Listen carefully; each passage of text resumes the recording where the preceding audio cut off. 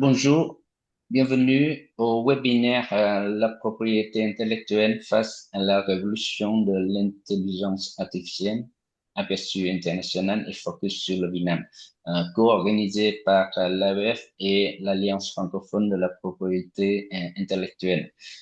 Nous avons l'honneur d'accueillir dans ce webinaire le professeur Nicolas Manetti, directeur régional de l'AEF Asie-Pacifique.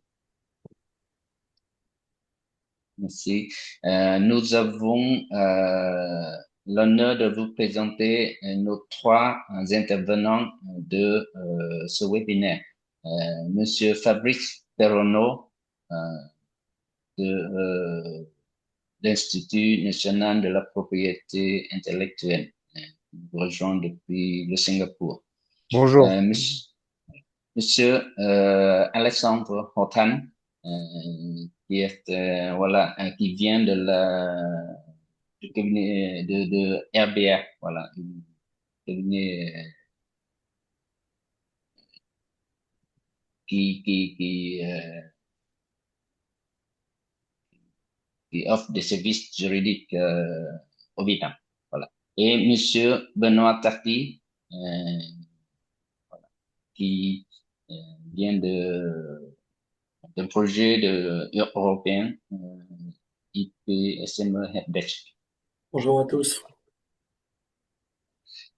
Euh, pour commencer l'événement, nous aimerions inviter le professeur Nicolas Menetti, directeur régional de l'AEF Asie-Pacifique, de prendre quelques mots d'ouverture.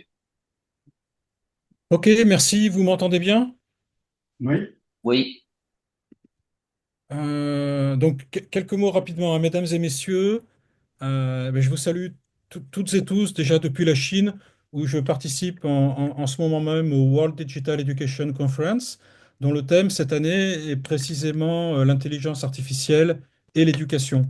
Donc c'est dire si le sujet de ce webinaire résonne particulièrement ici et à quel point ces questions traversent aujourd'hui l'ensemble des espaces où on pense l'avenir de la connaissance. Je suis très heureux de vous souhaiter la bienvenue à cette session organisée conjointement par l'Agence universitaire de la francophonie et l'Institut national de la propriété industrielle, hein, dans le cadre de l'Alliance francophone de la propriété intellectuelle. Ce webinaire a suscité un engouement remarquable puisqu'on a plus de 200 participants inscrits en provenance de 11 pays sur 4 continents, du Vietnam au Maroc. J'ai vu des participants marocains, dont certains que je connais.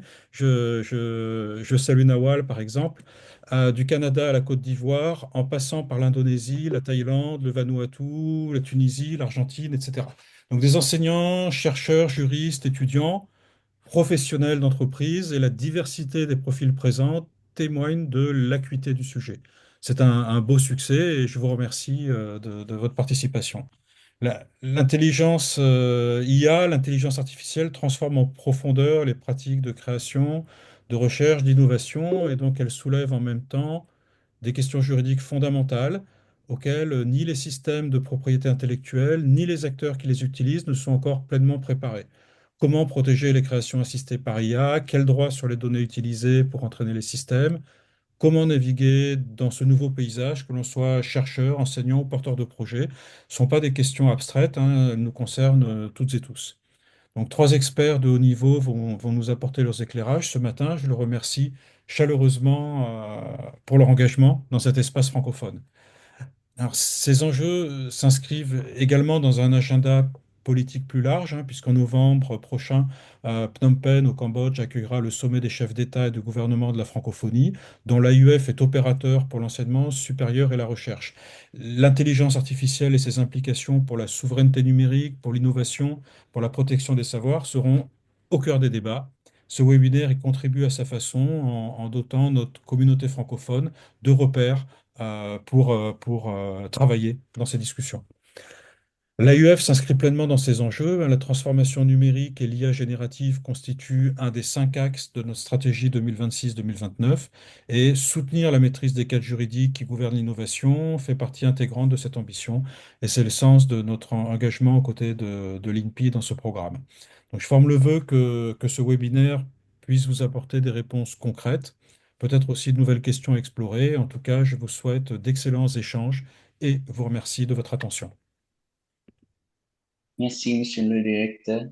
Euh, Maintenant, sans attendre, nous allons commencer les présentations. Nous avons trois présentations dans l'ordre de Monsieur Fabrice Pernaut sur Interglobal, pays et l'IA. Ensuite, M. Alexandre Rotan va présenter le cadre juridique au Vietnam concernant la technologie numérique. Et troisièmement, M. Benoît Tardy parlera du cadre juridique vietnamien sur la propriété intellectuelle. Et après les trois présentations successives, nous allons avoir le reste du temps pour les questions-réponses et les discussions directes entre les participants et les intervenants. À vous la parole, Fabrice. Merci.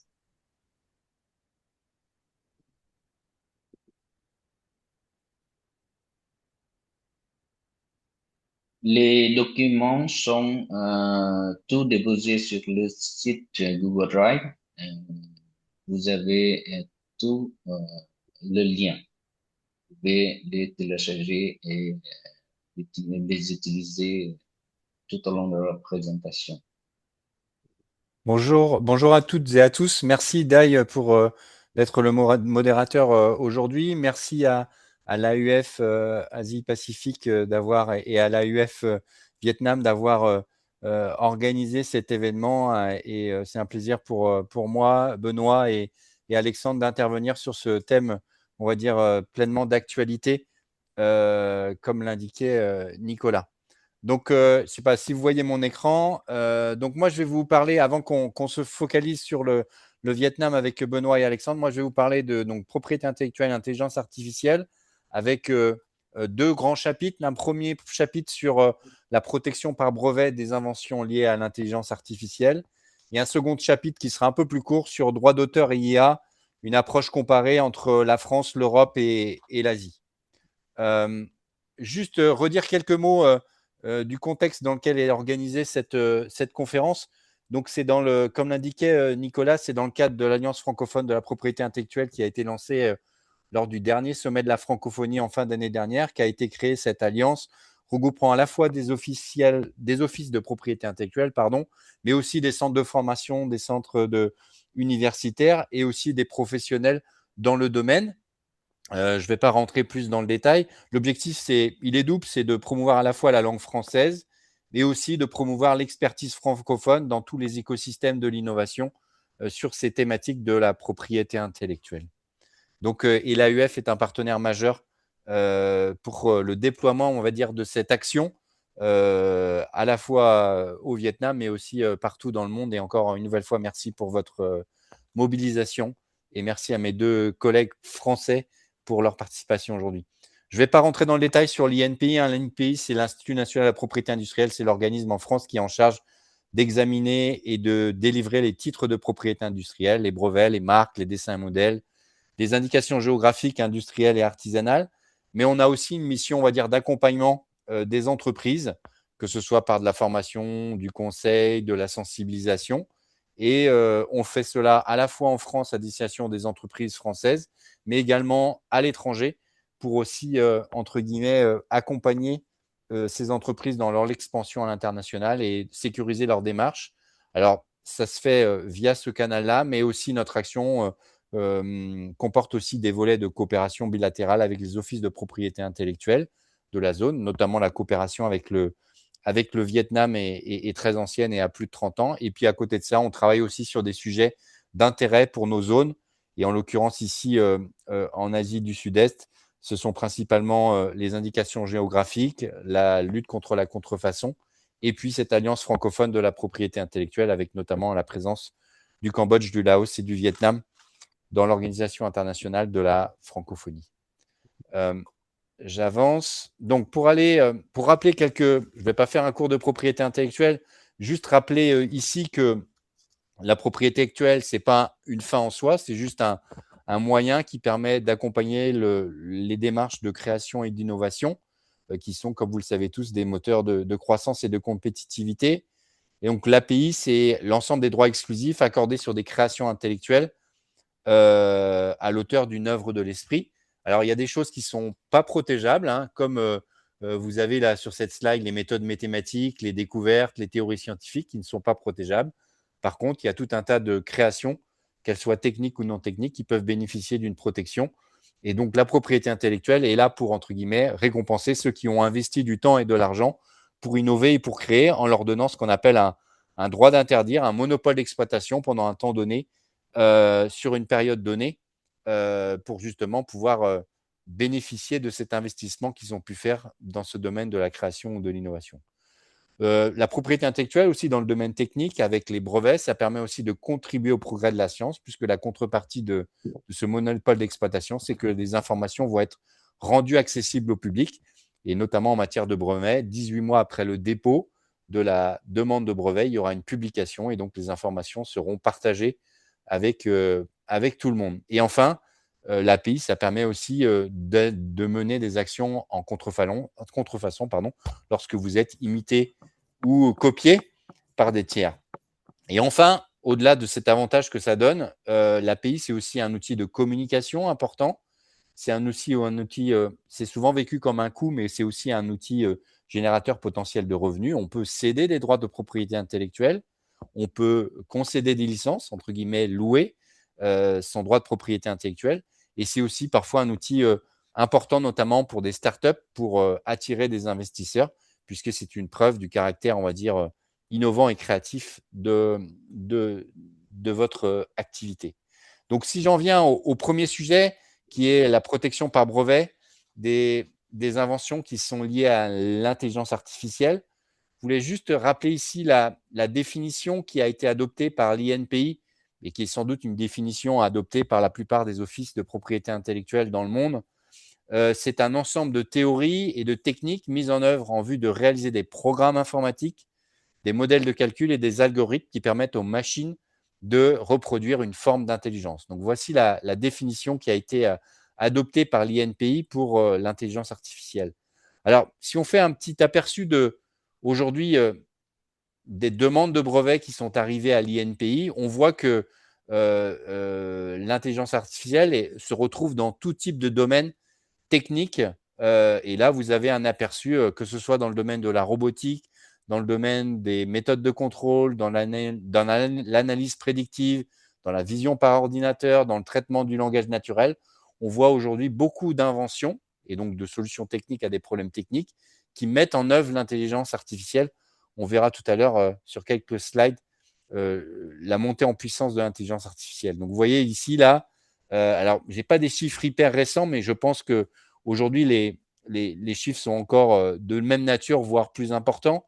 Entre 2017 et 2022, le taux de croissance des brevets en lien avec l'IA était de 33%, alors que le taux moyen était de, en gros, 3% sur l'ensemble des brevets. Donc, on voit qu'il y a une montée en puissance importante des brevets en matière incluant de l'intelligence artificielle.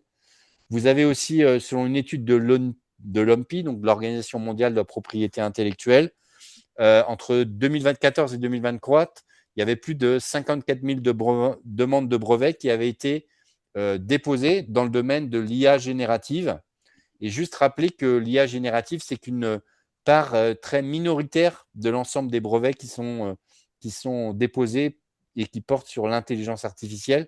Vous voyez les chiffres en 2023, c'était en gros 6% de l'ensemble des brevets liés à l'IA qui concernaient l'IA générative. Ensuite, sur la droite, vous avez un aperçu des dépôts de brevets en matière d'IA. Alors, sans surprise, hein, avec l'importance de la Chine dans le domaine des brevets, 80% des brevets en lien avec l'IA concernent l'Asie et sont détenus. Et vous voyez la part importante de la Chine, c'est plus de 67%, en tout cas, des brevets qui émanent de la Chine. Et vous voyez des taux, on va dire, nombre de brevets liés à l'IA sur le nombre de brevets total. On oscille entre 1,9, 2 et 5,5, 5,2% de l'ensemble des brevets qui sont déposés selon les pays. Autre chiffre, là, moi je suis, comme le disait Dai, je suis basé à Singapour. Ça, c'était des chiffres de 2024, 2023. Un brevet sur 30 déposé à Singapour concernait l'intelligence artificielle, une croissance de 50% entre 2018 et 2023. Et vous voyez les secteurs qui étaient concernés, c'était notamment le secteur financier qui était en tête, qui était impacté par l'IA. Et enfin, pour terminer cette slide et quelques chiffres, c'était une étude qui avait été menée par l'Office australien entre 2015 et 2024 de mémoire. Vous voyez on voyait une répartition, notamment un volet assez faible, on va dire, de brevets en matière de hardware en lien avec l'IA, 8000 familles de brevets sur cette période-là, alors qu'en parallèle, vous avez des brevets soit d'applications, il y en avait 680 000 et il y avait des brevets liés au software ou IA computing, il y en avait 180 000. Donc on voit bien que la part importante des brevets en lien avec le software ou les applications vis-à-vis des brevets liés au hardware. Alors, quels sont les principaux challenges posés par l'IA en matière de brevets? Ils sont principalement au nombre de 3. La première question, c'est les résultats générés par l'IA peuvent-ils considérés comme des inventions brevetables? Je reviendrai là-dessus tout à l'heure. Dans un second temps, je regarderai la question de la paternité de l'invention, à qui appartient l'invention. Et enfin, l'IA pose un autre sujet, c'est les obligations de divulgation qui sont applicables à un brevet, puisqu'on a vu tout à l'heure qu'une demande de brevet, elle est publiée 18 mois après son dépôt et elle doit, la lecture de ce brevet doit permettre à un homme de connaissances moyennes dans le domaine concerné de réaliser l'invention. Donc, il y a une nécessité, on va dire, de divulgation suffisante à réaliser. Donc, brevetabilité, paternité de l'invention et divulgation, ce qu'on appelle suffisance de l'exposé, sont aujourd'hui les principaux défis qui ont été posés par l'IA en matière de brevet et donc de protection des inventions. Sinon, on vient sur la question de la brevetabilité. Juste rappeler ici qu'est-ce qu'une invention. Donc, sont brevetables dans les domaines technologiques les inventions nouvelles impliquant une activité inventive et susceptible d'application industrielle. Donc, ce qui peut être protégé par brevet, c'est une solution technique à un problème technique, une invention. Cette invention, elle doit être nouvelle, c'est-à-dire qu'il ne doit pas exister de précédent sans limite dans le temps et dans l'espace, donc de solutions identiques qui auraient pu être développées par le passé. Elle doit présenter une activité inventive, c'est-à-dire qu'elle ne doit pas découler de manière évidente de l'état de la technique antérieure. Et elle doit être susceptible d'application industrielle, c'est-à-dire qu'on doit être en capacité de fabriquer ou d'utiliser cette solution technique à un problème technique. En gros, on ne peut pas protéger une idée. Alors, qu'est-ce qu'une invention, une solution technique à un problème technique? Le méthode la plus simple pour définir ce qu'est une invention, c'est ce que n'est pas une invention. Et donc, les découvertes, les théories scientifiques, les méthodes mathématiques, les créations esthétiques, tout ce qui est plan, principe lié à l'exercice d'activité intellectuelle, les programmes d'ordinateur, les présentations d'informations, tout ça n'est pas brevetable et donc ne font pas partie des inventions. Alors vous allez me dire, oui, mais on a aujourd'hui des brevets qui mettent en œuvre des ordinateurs, des logiciels. Ce qu'il faut juste retenir, c'est qu'en matière de logiciel ou d'informatique, un logiciel ou un programme informatique n'est pas brevetable en tant que tel, c'est-à-dire pris seul, mais intégré dans une solution technique à un problème technique, il est tout à fait protégeable. Et donc cette approche, on va dire française qui est présentée là, elle est aussi partagée notamment au niveau européen et dans la plupart des offices au niveau international. Alors l'IA et notamment l'IA générative sont relativement récents, même si on en faisait depuis de nombreuses années. Mais les inventions mises en œuvre par ordinateur sont aussi très anciennes. Et donc aujourd'hui, il y a la possibilité de protéger par brevet des inventions mettant en œuvre des ordinateurs. Et donc, il y a une définition qui a été définie, hein, c'est l'utilisation d'un ordinateur, d'un réseau informatique ou d'un appareil programmable et dont une ou plusieurs caractéristiques sont réalisées totalement ou en partie par un programme d'ordinateur. C'est ça une invention mise en œuvre par ordinateur. Donc, une invention qui met en œuvre de l'IA peut rentrer, on va dire, dans ce cadre d'invention mise en œuvre par ordinateur. Alors, c'est quoi la contrainte que l'on a ou la condition? C'est qu'il faut qu'il y ait un effet technique supplémentaire. C'est que le simple fait d'automatiser une tâche, notamment de la rendre plus rapide, n'est pas en quelque sorte, on va dire, ne lui octroie pas un caractère technique suffisant. Il faut qu'il y ait un effet technique supplémentaire lié à la mise en œuvre de ce programme d'ordinateur ou de cette intelligence artificielle. Donc aujourd'hui, pour ceux qui déposent des brevets intégrant de l'IA, il faut réussir à démontrer qu'il y a cet effet technique supplémentaire qui n'est pas simplement du traitement de données informatiques. Donc vous avez ici, je vais pas rentrer trop dans le détail, mais vous aurez de toute façon, comme l'indiquait Dai, accès à ces slides. Mais juste dire que l'intelligence artificielle considérée comme en gros une méthode mathématique mise en œuvre par ordinateur, et on a vu tout à l'heure qu'une méthode mathématique était exclue de la brevetabilité. Et donc c'est parce qu'elle est intégrée dans une solution technique plus globale qu'elle sera potentiellement protégeable par brevet dès lors qu'il y a un effet technique. Vous voyez là, en bas de cette slide, vous avez deux exemples de solutions qui ont été mises en œuvre et qui mettent en œuvre de l'intelligence artificielle, mais qui n'ont pas été concernées, n'ont pas été considérées, entre guillemets, par l'INPI comme des solutions techniques à un problème technique et donc pouvant bénéficier d'une protection par brevet. Donc, notamment du traitement de texte ou de l'analyse prédictive d'un cours de bourse n'étaient pas considérés comme des éléments protégeables par brevet.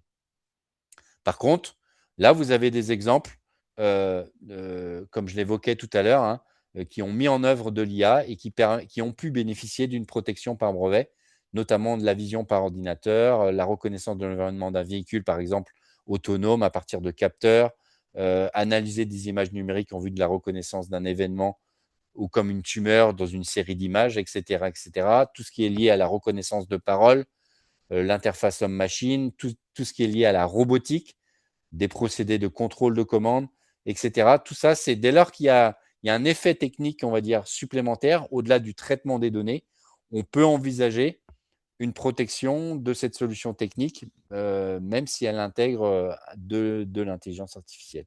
Là aussi, vous avez des exemples d'inventions qui ont pu être brevetées auprès de l'INPI et donc qui ont bénéficié de cette protection, et des inventions qui n'ont pas été considérées comme brevetables par l'INPI.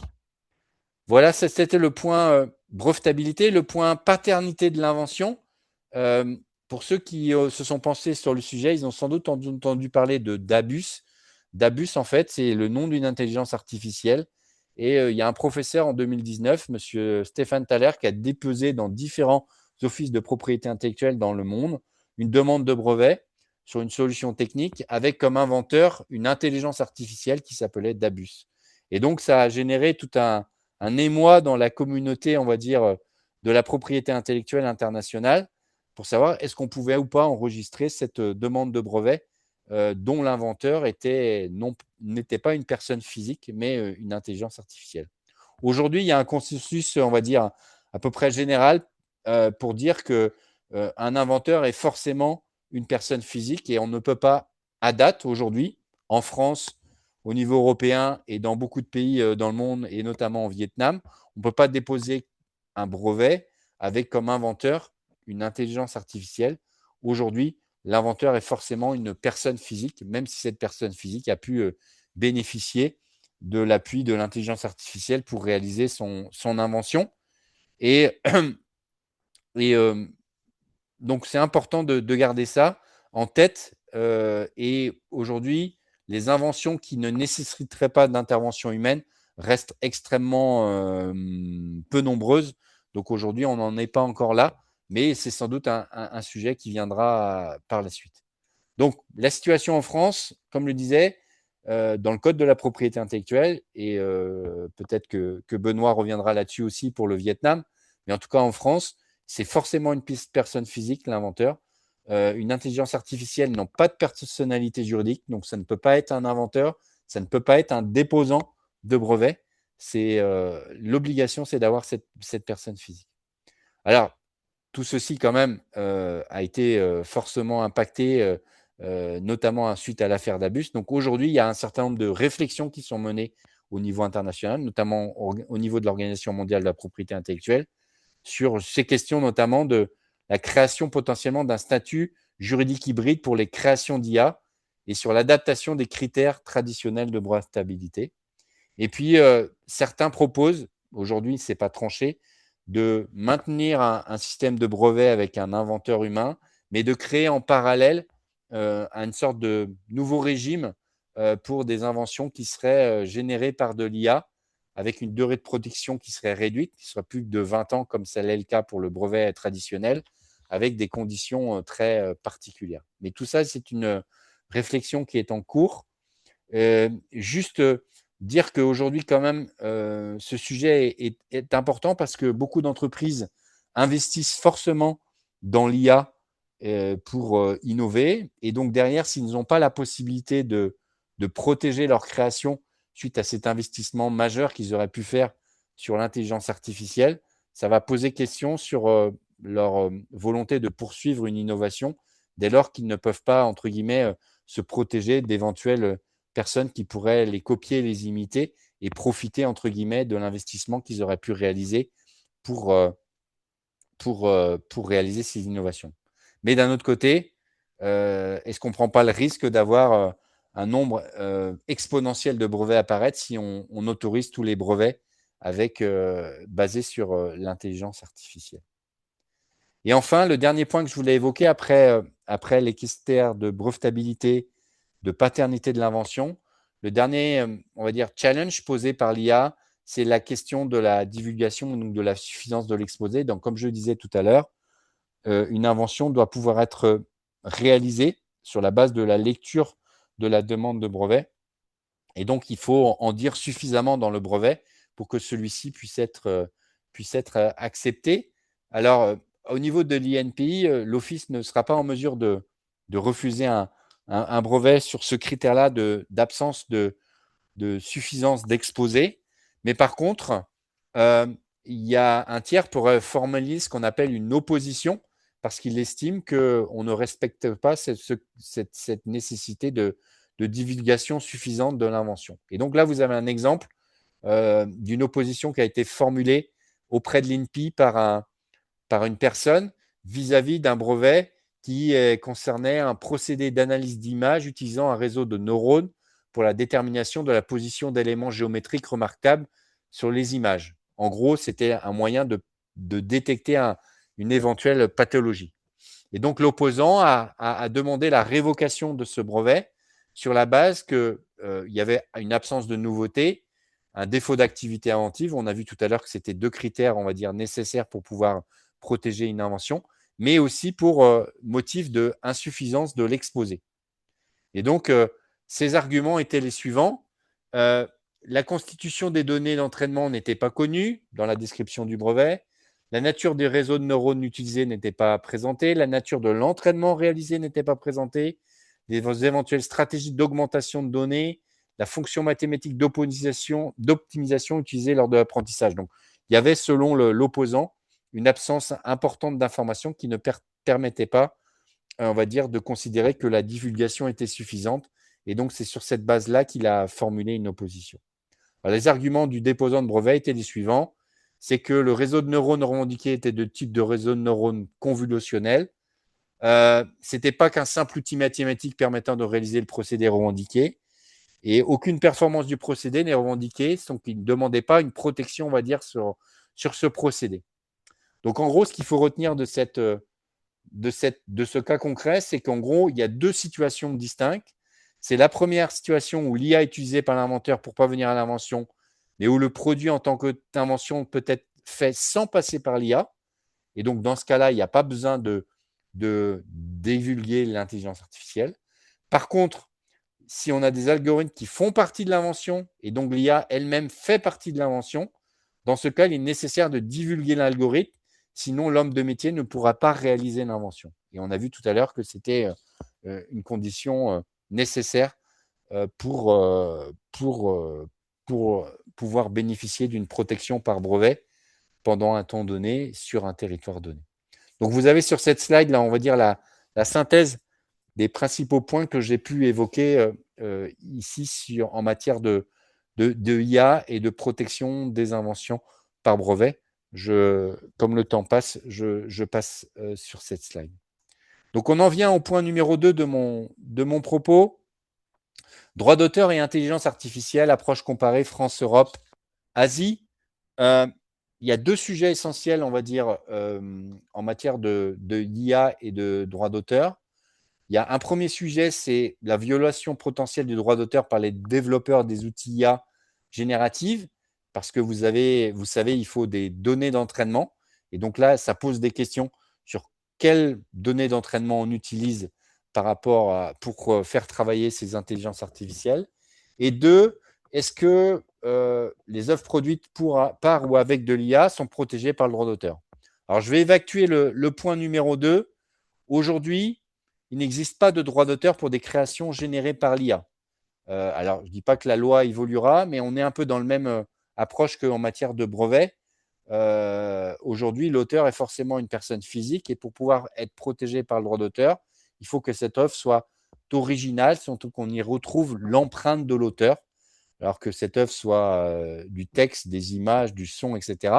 Et on doit y retrouver l'empreinte de l'auteur et c'est ce qui définit l'originalité. Donc aujourd'hui, à ce stade, en France et dans la plupart des pays dans le monde, il n'est pas possible d'avoir comme auteur une intelligence artificielle. Alors, si j'en viens au point 1, et c'est le point sur lequel je vais me focaliser. La première situation que je voulais présenter avec vous, c'est l'approche singapourienne en matière de droit d'auteur et d'intelligence artificielle. On va dire, à Singapour, il y a une stratégie de développement de l'IA qui est relativement ancienne. Et donc, dès 2021, ils ont modifié ce qu'on appelle le Copyright Act ici à Singapour, justement pour être le moins possible un frein au développement d'innovation qui serait basé sur de nouvelles technologies et notamment sur l'intelligence artificielle et l'intelligence artificielle générative. Et donc, c'est dans ce cadre-là qu'ils ont introduit dans la loi en matière de droit d'auteur, de copyright, une nouvelle exception qui s'appelle au droit d'auteur, qui s'appelle TDM, ou Text and Data Mining. On appelle ça fouille de texte ou fouille de données en français, qui permettent, on va dire, de ne pas respecter, entre guillemets, le droit d'auteur. Alors, il existe des exceptions dans le droit d'auteur, notamment en France, par exemple, sur le droit de citation, le droit de caricature, la copie privée, l'exception pédagogique. Donc, vous pouvez, entre guillemets, utiliser des informations sans rémunérer l'auteur, mais c'est très encadré. Et donc, a été, on va dire, ajouté dans le droit singapourien cette exception Text and Data Mining, justement, pour pouvoir accompagner et ne pas être un frein à l'innovation qui serait basée sur l'intelligence artificielle. Et l'approche singapourienne est une approche très, très ouverte en matière d'exception au droit d'auteur. Et donc, sur la slide suivante, je vous ai décrit de manière assez détaillée les contours, on va dire, de cette exception qui a été mise en œuvre.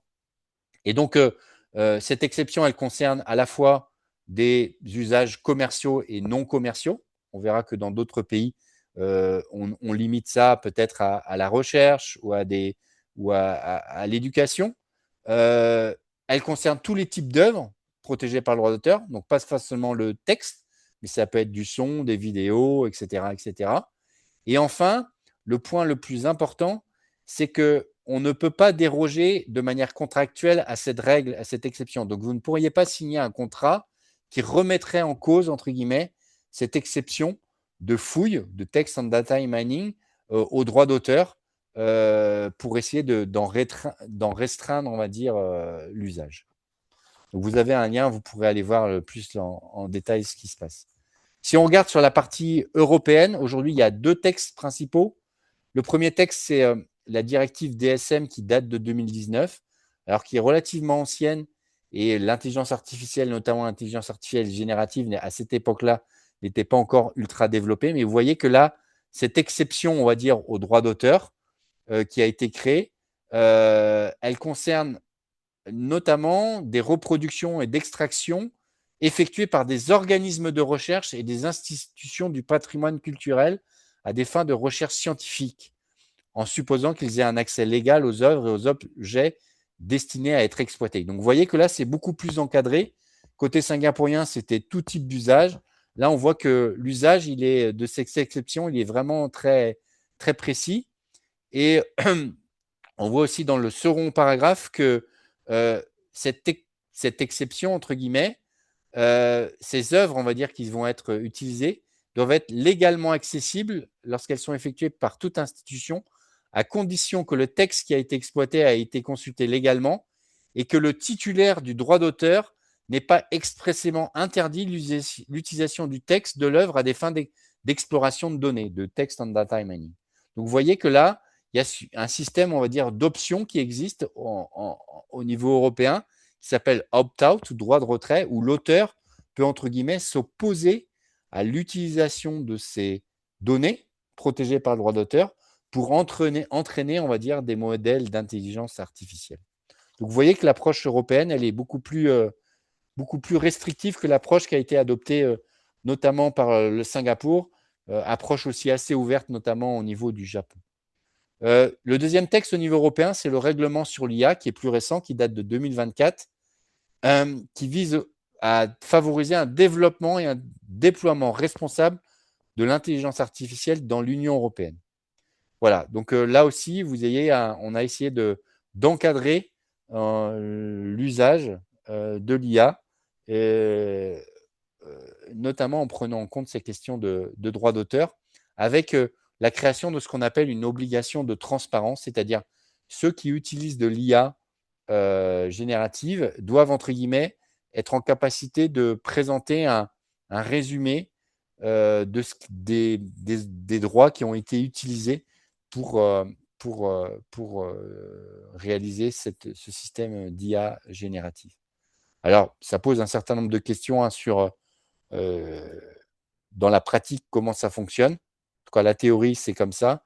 Donc là, il y a encore des sujets à explorer. Donc, l'approche française, on va dire, elle se décline de cette approche européenne.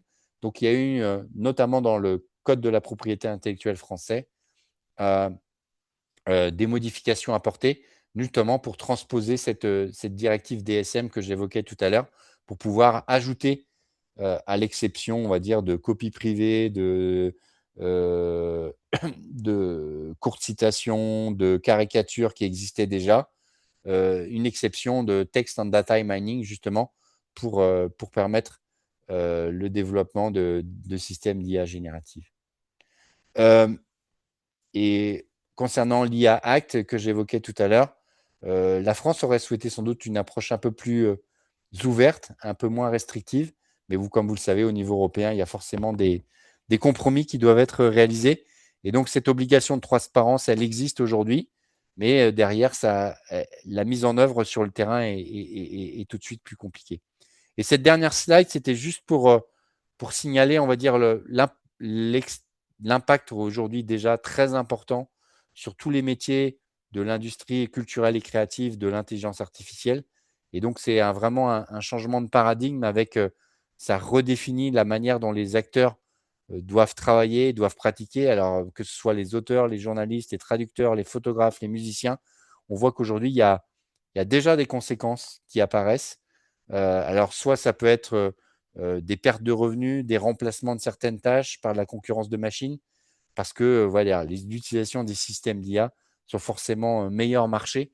Et donc, ça pose vraiment des questions et des challenges pour beaucoup d'acteurs, on va dire, qui évoluent dans ces secteurs de la création, qui sont fortement impactés par ces systèmes d'intelligence artificielle. Voilà, c'était ma dernière slide. Je vous remercie pour votre attention. Donc voilà, l'idée là, c'était vraiment de vous présenter un panorama un peu global à travers l'approche française et l'approche aussi asiatique sur les questions de IA et brevets, donc de protection des solutions techniques aux problèmes techniques, et sur les questions d'IA et de droit d'auteur, avec toutes les conséquences que cela peut avoir. Merci beaucoup. Merci beaucoup Fabrice qui nous a donné voilà, une vue panorama sur le contexte de propriété intellectuelle et l'IA dans le monde, en Europe et dans certains pays asiatiques. Maintenant, nous allons focaliser sur le Vietnam avec la présentation de Monsieur Alessandro Hotan. Merci, Monsieur Dai. Merci, Fabrice.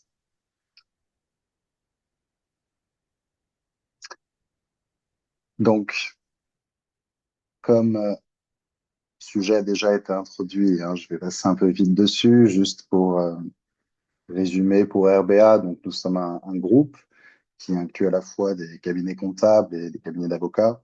Donc, moi, je suis basé à Ho Chi Minh City, au Vietnam, mais nous sommes aussi présents à Hanoï et nous sommes donc une structure de conseil juridique principalement pour des entreprises et des groupes internationaux. Pour 2 mots sur moi, donc, je suis Head of Legal et juste pour noter que j'ai aussi bénéficié de l'expertise universitaire française, vu que j'ai fini mes études à l'Université de droit de Ho Chi Minh Ville, dans le cadre de la coopération avec les universités de Lyon, Bordeaux, Toulouse et Bruxelles, donc dans un cadre de master de droit français au Vietnam francophone. Et ça fait du coup depuis 2010 que je suis au Vietnam. Et aujourd'hui, en plus de mes activités au sein du groupe RBA, je suis également arbitre dans un centre d'arbitrage au Vietnam et dans un centre d'arbitrage au Myanmar et également enseignant de temps en temps dans l'université d'économie de Ho Chi Minh. Pour l'agenda aujourd'hui pour ma partie, donc sur le cadre juridique vietnamien des technologies numériques, il y a beaucoup à dire. J'ai décidé donc de me centrer sur 2 principales réformes, hein, donc la loi sur l'industrie des technologies numériques et la loi sur l'intelligence artificielle, qui sont toutes les deux effectives depuis 2026. Et ensuite, je présenterai une petite approche comparée donc avec la France pour voir comment le Vietnam se positionne. Donc sur la loi sur l'industrie des technologies numériques, elle a été pensée vraiment pour l'ensemble de l'industrie numérique au Vietnam, pas uniquement l'IA. Donc on peut parler d'autres domaines qui sont par exemple les domaines des softwares, la programmation au-delà de l'intelligence artificielle. Et la loi sur l'industrie technologique a donné cette première définition des systèmes d'intelligence artificielle qui intègre donc l'intelligence artificielle comme un système. Mais encore une fois, cette loi n'a pas duré, enfin cette définition a été très courte durée puisqu'elle a déjà été abrogée par la loi sur l'intelligence artificielle. Quand on regarde un peu la genèse de cette loi sur l'industrie technologique, il faut comprendre que le Vietnam s'est vraiment focalisé sur cet aspect de son économie, hein, sur les valeurs, les technologies à haute valeur ajoutée. Et les données, donc, ont été isolées, on va dire, comme un enjeu pour le Vietnam, un actif stratégique pour permettre notamment au Vietnam de rattraper son retard par rapport au modèle d'IA qu'on peut trouver dans des pays comme en Europe ou aux États-Unis, où les volumes de données disponibles sont beaucoup plus importantes. Donc, il y avait d'abord une difficulté de collecte pour avoir suffisamment de données de qualité et de données localisées, donc de données vietnamiennes, peut-être en langue vietnamienne aussi. Et ces données donc posaient beaucoup de challenges, notamment parce qu'il n'y avait pas de cadre juridique suffisamment libre pour permettre le développement d'une industrie technologique et notamment dans l'intelligence artificielle, tout en respectant les règles autour des données, notamment la loi sur les données, sur la protection des données personnelles.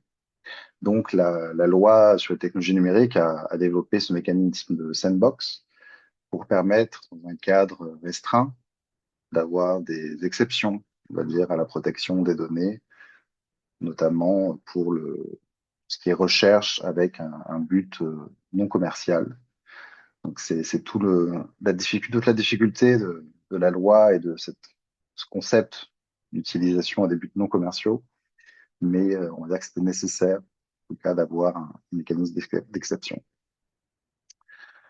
Donc, au fond, la loi sur les technologies numériques voulait vraiment répondre à cette nécessité de favoriser l'investissement au Vietnam pour attirer des investissements étrangers qui sont toujours nécessaires pour arriver à subvenir, à supporter le développement rapide du pays et de l'industrie numérique. Au niveau des infrastructures également, le Vietnam, on l'a vu ces dernières années, a vraiment développé un accès à Internet fiable et rapide dans l'ensemble du territoire, parfois mieux et plus rapide que dans les pays développés. Mais au niveau des infrastructures, on parle aussi des centres de données, des data centers. Et le Vietnam est vraiment développé un cadre juridique encore à part entière pour les data centers pour favoriser ces investissements et ces développements. Et on le voit, c'est déjà aujourd'hui un problème d'avoir des infrastructures suffisantes. Même les plus gros centres de données arrivent aujourd'hui à saturation. Et enfin, pour le développement des compétences humaines, donc dans le cadre de l'AUF, ça c'était très important, mais on le voit également dans le cadre de la politique du Vietnam. Ils veulent vraiment mettre l'accent sur le développement d'une expertise vietnamienne, locale, à la fois basée sur la très forte expérience du Vietnam et des travailleurs vietnamiens dans le domaine du software, de la programmation. Et donc, on le voit aujourd'hui, des initiatives à la fois du milieu privé ou du milieu public ou universitaire, vraiment dans le sens du développement de l'expertise vietnamienne en manière d'IA. Donc, comme je l'ai dit, la loi sur la technologie numérique a été rapidement renforcée par une loi sur l'intelligence artificielle dédiée, donc avec une définition qui a remplacé la définition des systèmes d'IA et une définition qui est beaucoup plus classique, qui donc désigne la mise en œuvre des capacités intellectuelles humaines, notamment l'apprentissage, le raisonnement, la perception, le jugement. Donc, ce sont les définitions, on va dire, qui est assez commune d'un point de vue mondial, mais le Vietnam a le mérite d'enfin poser une définition clairement sur le papier. Donc, comme je vous l'ai dit, le cadre juridique vietnamien des technologies numériques a beaucoup évolué ces dernières années. C'était pas possible de rentrer toutes les évolutions sur un slide, donc j'ai vraiment focalisé sur les plus importantes. Donc on le voit dès 2018, la loi sur les cybersécurités a commencé à apporter des obligations au niveau de la protection des données, et notamment des données des utilisateurs vietnamiens, avec une obligation de stockage de ces données. Ça a été renforcé en 2022. Donc le Vietnam a redemandé aux service providers de stocker les données et de coopérer avec les autorités quand nécessaire. Et ensuite, en 2023, donc ce décret 13 qui a été très vite remplacé en 2026 par la loi sur la protection des données qui est en vigueur depuis le 1er janvier cette année, qui pose un cadre complet au niveau de la protection des données personnelles, qui, bien sûr, en plus, s'ajoute au cadre spécifique pour la protection des données médicales, par exemple. Et donc, on voit l'évolution de la protection des données, mais en parallèle, donc, le législateur vietnamien a aussi développé la loi sur l'industrie des technologies numériques pour apporter un peu de souplesse. Et on le voit, la loi sur l'IA, donc, qui est en vigueur depuis le 1er mars 2026, a continué dans ce sens en essayant de favoriser donc le développement de l'innovation et de l'intelligence artificielle. Par rapport au positionnement, donc comme je l'ai vu, c'est vraiment une priorité stratégique nationale avec un développement législatif rapide, mais qui est aussi renforcé par une confiance publique. Donc dans l'IA et dans les technologies en général, le Vietnam a un taux d'adaptation, un taux d'utilisation très, très élevé. Et donc le Vietnam a continué de se développer avec comme objectifs principaux donc la protection des droits fondamentaux, Donc, ce qui est essentiel, hein, donc le respect de la vie privée a été rappelé dans la loi sur l'IA. On peut faire le parallèle avec la Chine, par exemple, hein, au niveau de la loi sur l'IA, qui devrait aussi être en conformité avec les principes socialistes, par exemple, ou respecter les valeurs fondamentales du socialisme. Donc, ce ne sont pas des éléments qui ont été repris au Vietnam, hein. Le Vietnam se centre vraiment sur les droits fondamentaux. Au niveau des intérêts humains, donc avec l'idée que l'IA doit aider, hein, l'homme, et bien sûr ne pas le remplacer, hein. L'homme reste l'autorité centrale, comme on l'a vu dans la partie de Fabrice au niveau des inventions ou des brevets. C'est toujours l'homme qui reste la personnalité juridique. Donc la loi sur l'IA, hein, a essayé d'englober différents aspects de l'IA, et notamment des modèles d'IA, plus que des systèmes. Donc c'est, comment dire, un cadre qui va de toute façon être amené à évoluer avec les innovations techniques à venir. Mais on voit aujourd'hui qu'il y a déjà une distinction qui est faite, hein, entre le machine learning, le deep learning et l'IA générative, pour avoir à chaque fois des aspects différents. Au niveau de la classification des niveaux de risque, donc c'est vraiment là que le Vietnam a réussi, je pense, à innover, ou en tout cas en s'inspirant des réglementations en Europe et en France, à prendre ces niveaux de risque, mais à les simplifier légèrement. En Europe, on a 4 niveaux de risque, hein, comparé au Vietnam, on n'en a que 3, avec un domaine des high risk, hein, donc des risques élevés, qui doit être listé, hein, par le Premier ministre. Donc, on attend encore la décision pour savoir quels seront les systèmes d'IA classifiés comme étant à haut risque. Ces systèmes à haut risque donc seront obligés de fournir des rapports de l'impact, hein, qu'ils ont au niveau de l'utilisation des données et de l'output qui est généré par leur modèle d'IA, avec un cadre très encadré par rapport au système d'IA avec un risque moyen et système avec un risque faible. Donc, pour ce qui est risque faible, on va dire que c'est tout ce qui est assez simple, qui n'a pas de risque majeur, comme par exemple ce qui est IA utilisé dans les jeux vidéo ou quelques domaines simples, tandis que les risques moyens risquent, à mon avis, d'être la principale catégorie, hein, parce que la définition est assez large, mais on attend encore donc, de voir avec le nouveau décret, hein, qui va être le décret d'application de la loi sur l'IA. Il y a déjà une version de ce décret qui est disponible, mais elle n'est pas encore publiée officiellement, elle n'est pas encore en vigueur, donc c'est encore un peu trop tôt.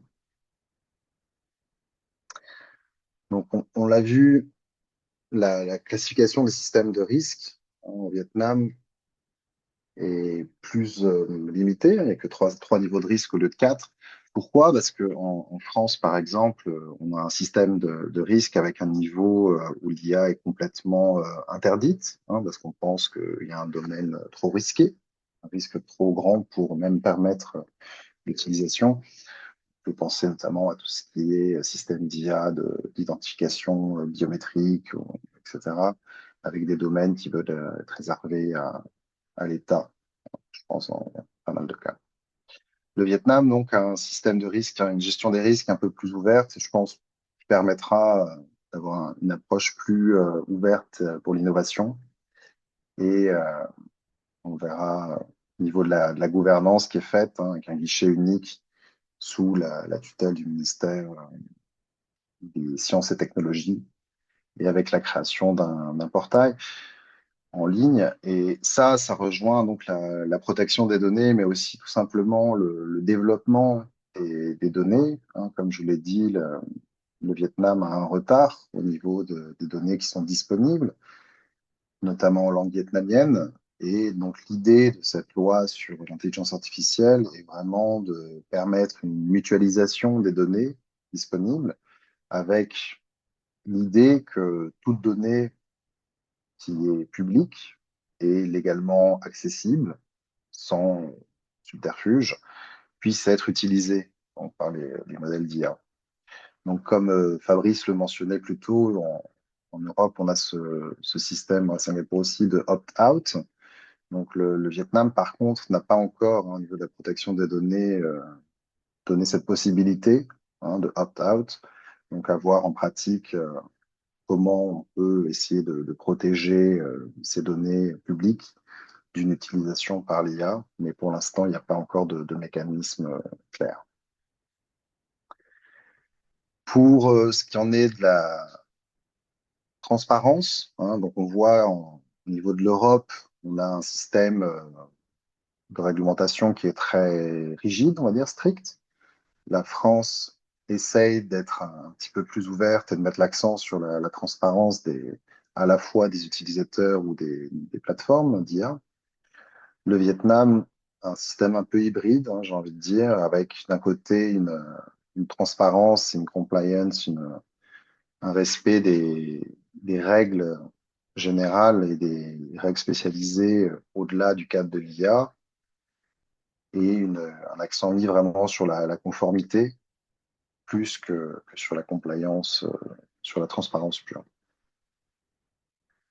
Au niveau des enjeux, donc pour le Vietnam, on voit qu'avec un cadre juridique beaucoup plus développé, maintenant on a une visibilité, une prévisibilité un peu plus simple, et ça permet donc d'intégrer dès la conception des systèmes ou des créations une conformité, avec toujours un peu d'attente sur ce nouveau décret d'application qui va vraiment permettre d'avoir un peu plus de détails précis sur comment on peut structurer la conformité.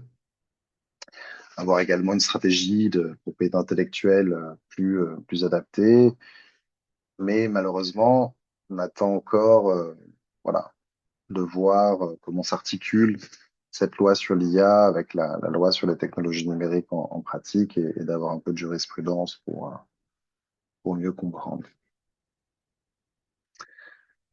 Donc, on a encore beaucoup d'incertitudes, comme je l'ai dit, notamment sur les contenus générés. Il faudra se rapporter à la loi sur la propriété intellectuelle que Benoît va vous présenter après, pour comprendre un petit peu plus. On a toujours ces problèmes du droit d'auteur. Comme on l'a vu, la loi sur les technologies numériques et la loi sur l'IA, avec leur mécanisme de sandbox notamment, essayent de créer des exceptions, ou en tout cas de donner suffisamment de liberté pour l'innovation, avec en contrepartie des risques importants au niveau du droit d'auteur et une difficulté à notamment prouver cette violation. Donc, si vous estimez que votre droit d'auteur a été violé, c'est quand même à vous de faire la preuve au Vietnam, ce qui, enfin, peut-être que Benoît en parlera, mais en France, c'est en train d'évoluer. Ils sont en train de discuter de justement faire changer cette obligation de preuve. Donc, les données aussi, qui seront, comme on l'a vu, un enjeu et un actif stratégique pour le pays. Et, pardon, sur les mécanismes de classification, donc arriver à vraiment rester dans ce medium risque pour pouvoir, ou même low risque, pour pouvoir éviter d'être complètement sous la tutelle du ministère au niveau du développement du système d'IA, et avec bien sûr l'obligation de notification des incidents pour rappeler les acteurs numériques de leur obligation de transparence, en tout cas envers les autorités vietnamiennes.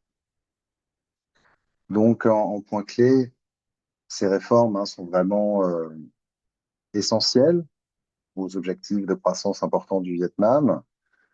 Ils permettent aux investisseurs étrangers qu'on accompagne au Vietnam d'avoir un peu plus de compréhension, et forcément d'être plus à même de prendre des décisions d'investir.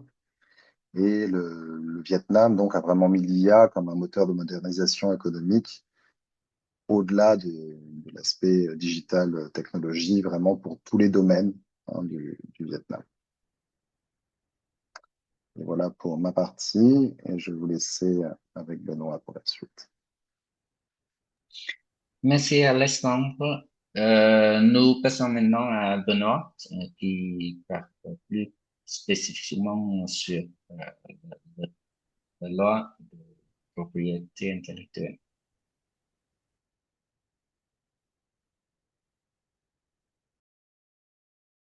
Bonjour à toutes et à tous. Par avance, désolé si ma voix flanche, c'est normal, petit problème de santé actuellement. On a eu un bel aperçu fait par Fabrice, même au niveau mondial, un aperçu un peu plus focalisé de la part d'Alexandre sur les nouvelles législations au Vietnam concernant l'IA, les technologies numériques. Et me concernant, je vais plutôt focaliser sur la version amendée, la nouvelle loi, en fait, nouvelle mouture de loi propriété intellectuelle qui est en vigueur au Vietnam depuis le 1er avril. Donc c'est assez récent. Et on va essayer de pointer quelques éléments, dans un premier temps, des éléments en lien avec l'IA, bien sûr, l'intelligence artificielle, puis des éléments un peu plus pratiques, parce que c'est toujours important de rester dans le pratique. Me concernant, donc, Benoît Tardy, je présente une initiative de la Commission européenne. Ça va passe un peu plus vite, oui. Initiative de la Commission européenne et nous venons en aide aux PME, donc petites moyennes entreprises européennes, sur l'Asie du Sud-Est. On est basé à la fois en Europe et également ici au Vietnam, dans le sud à Ho Chi Minh Ville. Nous offrons tout un tas de services, tout est gratuit puisque c'est une initiative financée par la Commission européenne. Et le but, il est assez multiple. Donc, c'est dans un premier temps de sensibiliser les entreprises à la propriété intellectuelle, d'apporter un conseil juridique du premier niveau à ces sociétés et également d'avoir tout un tas de publications qui sont disponibles sur notre site internet. Les publications sont, on va dire, clés. Je sais qu'il y a beaucoup de gens qui les lisent et qui les utilisent. On essaye de les mettre à jour. Et j'ai le plaisir de vous annoncer qu'on a récemment publié un guide qui couvre non pas uniquement l'Asie du Sud-Est, mais également d'autres régions, puisqu'on est en fait une initiative beaucoup plus grande et qui couvre notamment la Chine, l'Inde, l'Afrique, l'Amérique latine. Donc, si vous consultez ce guide, vous aurez déjà un énorme aperçu de tout ce qui se fait, tout ce qui est réglementé, tout ce qu'il ne faut pas faire en termes de propriété intellectuelle et d'intelligence artificielle. Pour aller plus vite, donc ça c'est un service que nous avons en place pour les PME européennes. Pour si vous avez la moindre question, vous pouvez prendre un rendez-vous avec moi ou avec le futur expert en propriété intellectuelle. Juste un rappel ici avec toutes les publications que nous avons, donc un large volume. Tout est gratuit, téléchargeable sous version PDF sur notre site internet. Et maintenant, pour vraiment nous ancrer et se lancer dans la présentation que tout le monde attend, donc c'est la nouvelle loi de propriété intellectuelle. Mais juste avant, pour rappeler en fait quelques points clés, donc elle est en vigueur depuis le 1er avril 2026. On a deux articles clés qui vont nous intéresser, c'est l'article 6, la section 5 et 7, la section 5, où cela va toucher à tout ce qui est les données qu'on met euh, dans, dans les systèmes IA, donc ce qu'on appelle l'input. Désolé pour l'anglais, mais c'est beaucoup plus simple. Et tout ce qui va ressortir, tout le contenu qui est créé à partir des systèmes IA, donc qu'on appelle dans le jargon output. On attendait beaucoup des décrets, des circulaires d'application. Euh, En Vietnam, pour la propriété intellectuelle, c'est séparé en deux branches. D'une part, tout ce qui est droit de propriété industrielle, donc l'aspect économique, les brevets, design modèles, les marques, les indications géographiques. Et de l'autre côté, tout ce qui est création originale, donc avec le droit d'auteur. La bonne nouvelle, c'est qu'il y a eu des décrets circulaires publiés juste avant et juste après cette nouvelle loi, et on attend encore d'autres décrets et circulaires d'application. Donc j'ai essayé d'intégrer ces nouveautés. Pour rappel, oui, on a la loi sur l'IA. On n'a pas besoin de nous épancher puisque ça a été fait très bien par Alexandre. Mais bon point à préciser que le Vietnam est un pays pionnier dans la zone ASEAN en matière de législation sur ce sujet. Tout un panel de lois, donc la plupart ont été mentionnés par Alexandre. J'y passerai vraiment brièvement. Mais c'est intéressant de voir qu'en fait la propriété intellectuelle est en lien et régulé également et influe. Donc en fait, c'est des deux côtés sur d'autres secteurs. La cybersécurité, la protection des données personnelles et bien sûr le e-commerce. Donc ça, vous voyez qu'il va y avoir des nouvelles lois qui arrivent. Le point spécial d'aujourd'hui, il est assez facile sur le papier, mais en théorie, c'est compliqué. Pourquoi? Parce qu'il y a eu énormément de changements apportés et qu'il a fallu que je trie, que je coupe un peu. Sinon, on y passe plusieurs heures pour expliquer tout ce qu'il y a comme nouveauté dans cette loi amendée de 2025. Donc, on a trois axes pour essayer de comprendre un peu mieux et pour voir que cette loi apporte des changements vraiment en profondeur dans plein d'aspects et on rejoint un peu ce qui a été évoqué en filigrane par Alexandre, c'est-à-dire que on a vraiment un enjeu d'élever le Vietnam en termes de législation, en termes de digitalisation, en termes d'efficacité avec les procédures d'enregistrement des droits de propriété intellectuelle, mais également avec tout ce qui est la partie mise en œuvre des droits, enforcement, qui est ce qui pêche un peu depuis quelques années au Vietnam. La première partie, donc différents éléments, et bien sûr ce qui va potentiellement intéresser le maximum de monde, mais on a trois axes. L'aspect, tout ce qui est lié à l'intelligence artificielle, la commercialisation ou valorisation de la propriété intellectuelle. Ça, c'est on va dire, une thématique assez récente et assez nouvelle qui intéresse beaucoup de personnes du milieu de la propriété intellectuelle, mais également les gouvernements, également les sociétés et des associations, car on passe dans on va dire, un niveau supérieur de la propriété intellectuelle.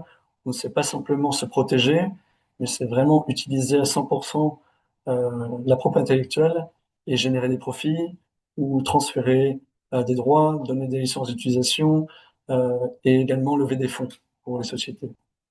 Et le dernier point, ce sera la mise en application.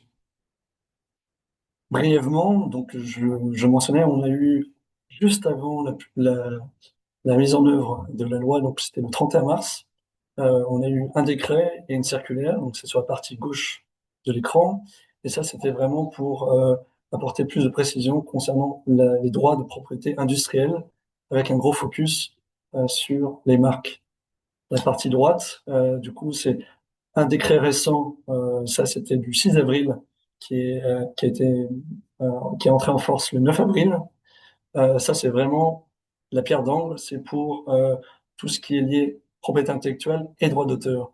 Et j'ai également mentionné un plus ancien décret qui en fait concerne les sanctions administratives.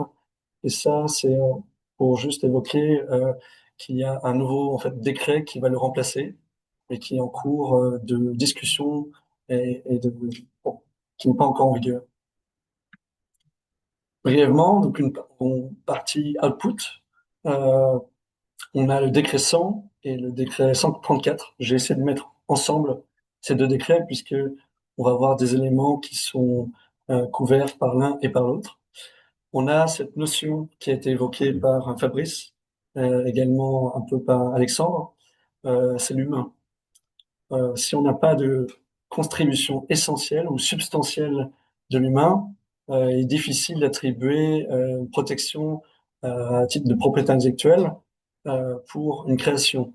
Sachant que quand on vous donne un titre de propriété industrielle, le titre de propriété intellectuelle, cela vous donne un monopole. Donc c'est quand même quelque chose d'assez fort qui va vous donner des droits, mais également des devoirs. La, ces, ces deux décrets, justement, vont apporter des éléments pour apprécier qu'est-ce qu'on entend par une contribution substantielle.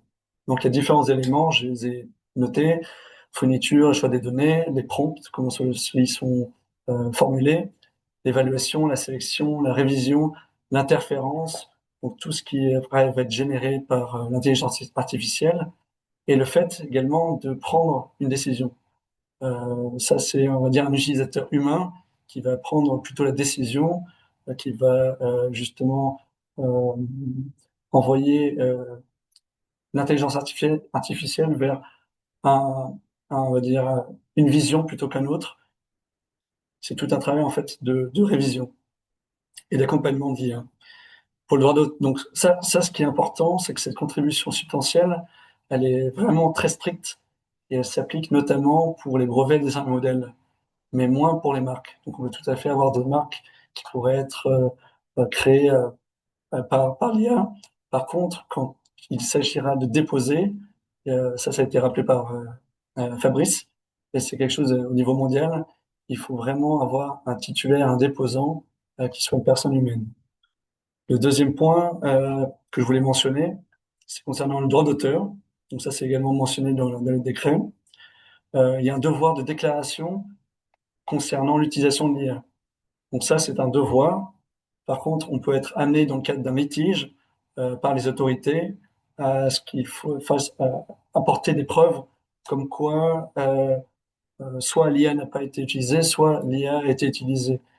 Donc, dans ce cadre-là, il faudra fournir tout un tas de preuves.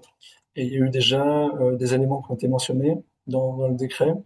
Donc, vraiment, c'est un enjeu pour toute personne utilisant l'intelligence artificielle qui existait déjà avant. Pour toute création originale, en fait, on garde le même travail.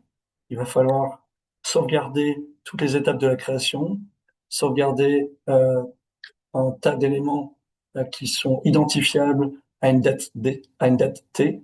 Euh, et là, ça se transcrit par le fait que comment on utilise l'IA, donc les différentes étapes, les différentes versions, tout ce qui peut montrer la contribution humaine et le fait qu'il y ait un contrôle exercé par l'humain sur la machine. Concernant le deuxième article, donc ça c'était plutôt les données qui rentrent dans le système IA, on a un principe qui est assez clair. On peut utiliser tout document, données protégées par propriété intellectuelle, obtenu de manière légale et licite. Ça, c'est le premier point. Le deuxième point, c'est la limite. On a plusieurs limites. On a utilisation libre, mais à des fins précises. Donc là, ce sont des limites qui sont un peu mondiales, qu'on retrouve un peu partout. C'est la recherche scientifique, le test et l'entraînement au système d'intelligence artificielle. Une deuxième limite, ça va être le fait que l'usage ne doit pas affecter de manière déraisonnable les droits et intérêts légitimes des titulaires de propriété intellectuelle. Donc ça, c'est une limite qui est un peu floue et qui le reste encore à l'heure actuelle. On a eu quelques décrets qui ont été publiés. Je voulais justement apporter quelques précisions. Ça, c'est dans la section 3 du décret 134 qui a été publié le 6 avril et mis en vigueur le 9. Au final, on rappelle quelques éléments. Donc, on va avoir des données ou du contenu publié de manière légale. On a des conditions d'utilisation assez strictes et encadrées. Donc, il faut des fins non commerciales. Donc, ça rappelle des exceptions de recherche, justement, et d'éducation. On ne doit pas porter aux atteintes aux droits du titulaire, ni lui causer un préjudice injustifié. Et les résultats obtenus par l'intelligence artificielle ne doivent pas se substituer, en fait, à un marché existant, un marché traditionnel, ce qui revient, en fait, à éviter une concurrence déloyale. Les auteurs titulaires des droits doivent également mettre en place eux-mêmes des mesures nécessaires. Et ça va être aussi des choses qu'on voit dans d'autres juridictions, pas uniquement au Vietnam. Donc on voit que le Vietnam a un peu pris par-ci par-là des éléments d'autres juridictions. Donc on a des mesures techniques de protection à mettre en œuvre pour empêcher les systèmes IA de lire ou d'utiliser des éléments protégés. Et également, on va dire une recommandation plus pratique, où il s'agit d'informer les utilisateurs, informer via des collectifs, des sociétés de gestion de droits, donc les CMO. Et ça, c'est très important, c'est toujours cet aspect d'information. Quand on n'est pas informé, on ne peut pas savoir qu'on utilise du contenu protégé ou que le contenu soit protégé. Tout ce qui est l'aspect commercialisation, valorisation, ça, je vais aller assez vite, mais ce sont des rappels en fait concernant l'aspect financier de la propriété intellectuelle. L'article 11b, ça c'est un peu plus intéressant, c'est tout ce qui concerne la digitalisation des activités de l'écosystème de la propriété intellectuelle. Donc on a vraiment une volonté d'accélérer les choses, de rendre tout beaucoup plus simple d'accès, notamment avec une base de recherche des droits de propriété intellectuelle, une base de données beaucoup plus actualisée, une publication des droits beaucoup plus rapide et également la mise en place de certificats de droits de propriété intellectuelle qui sont entièrement numérisés, ce qui n'était pas le cas avant. Donc on retrouve cette volonté de suivre un peu les autres pays et d'avoir une harmonisation un peu plus au niveau international, ce qui est vraiment plutôt bien en théorie pour le pays. On a d'autres articles où je vais passer brièvement, mais vous pourrez regarder dans les slides. On augmente en fait le plancher des dommages et intérêts. On a une responsabilité renforcée sur les opérateurs de plateformes électroniques. Donc ça c'est très important. Vous allez voir notamment tout ce qui est des acteurs du commerce électronique et les plateformes des réseaux sociaux qui vont devoir mettre en place des mécanismes comme dans les autres pays pour pouvoir soit retirer des plages entières, soit retirer du contenu qui vient en infraction de contenu protégé par le droit d'auteur. Quelques modifications aussi, donc sur le dessin modèle, sur les droits d'auteur, sur les marques. On a beaucoup de changements sur la procédure, dans ce que je disais tout à l'heure. Donc, c'est réduire les temps pour l'examen de fond, réduire le temps pour le délai de publication, réduire également le délai d'opposition. Donc ça, c'était mentionné par Fabrice. On peut s'opposer à un droit de propriété intellectuelle une fois qu'il est déposé et publié. Donc ça, c'est pour faire valoir vos droits. Attention, il y a des délais très stricts. Une fois que le délai est passé, on ne peut plus rien faire.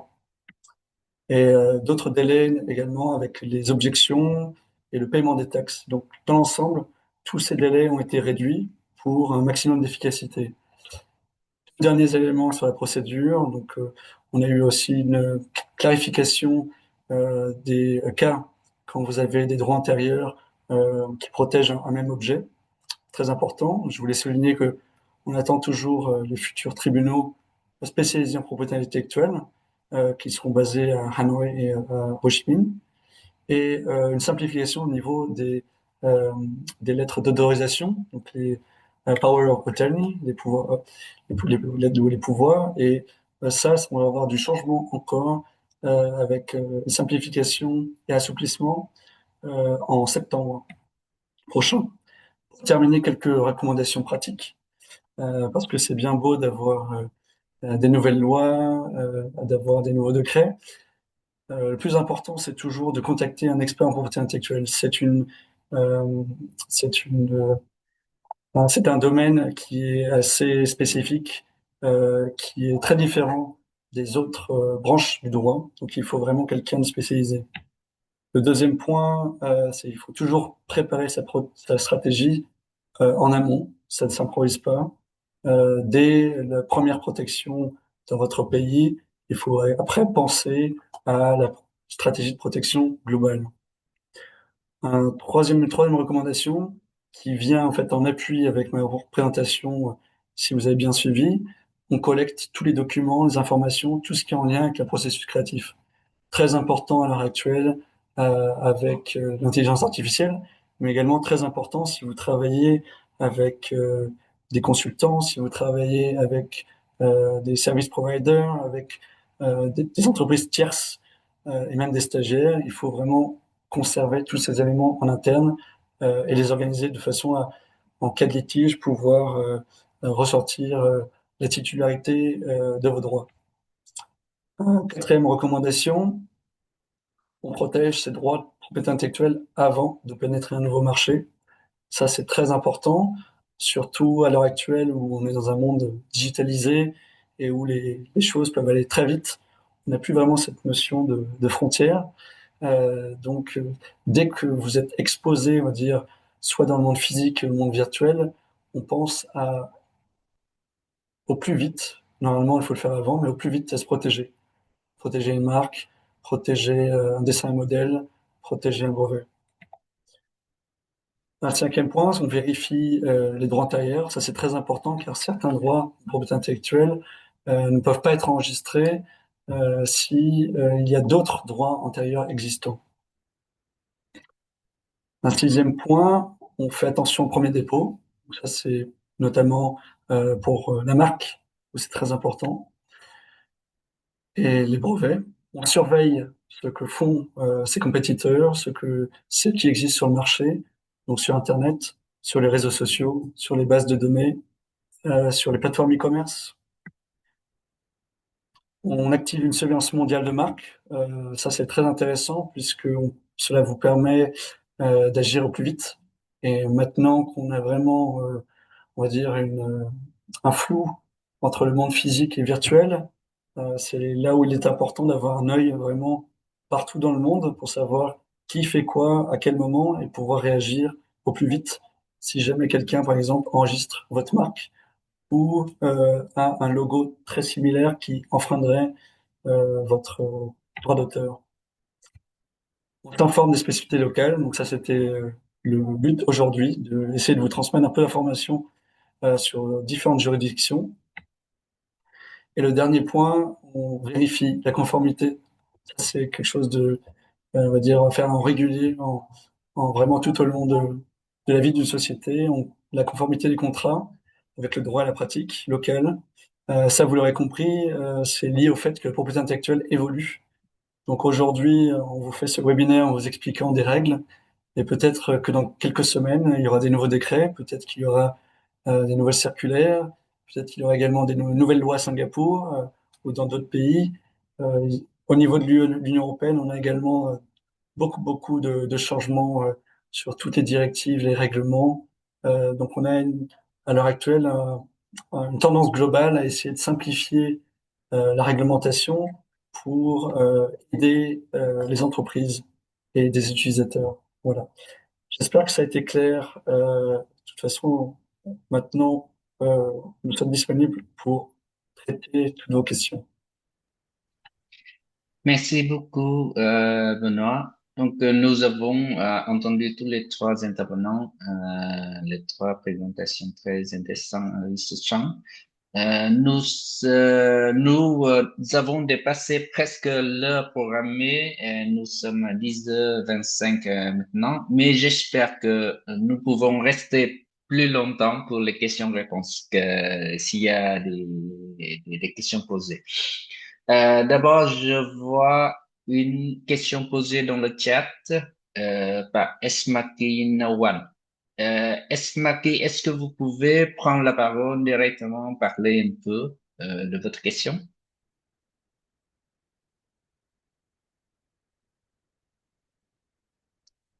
Esmaki, est-ce que vous êtes là?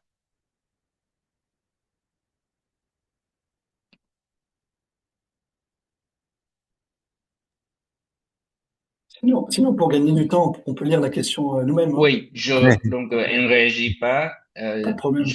Elle a activé son micro. Bonjour. Oui, bonjour. Oui, bonjour tout le monde. Vous m'entendez? Bonjour, Oui. oui. Oui, bonjour.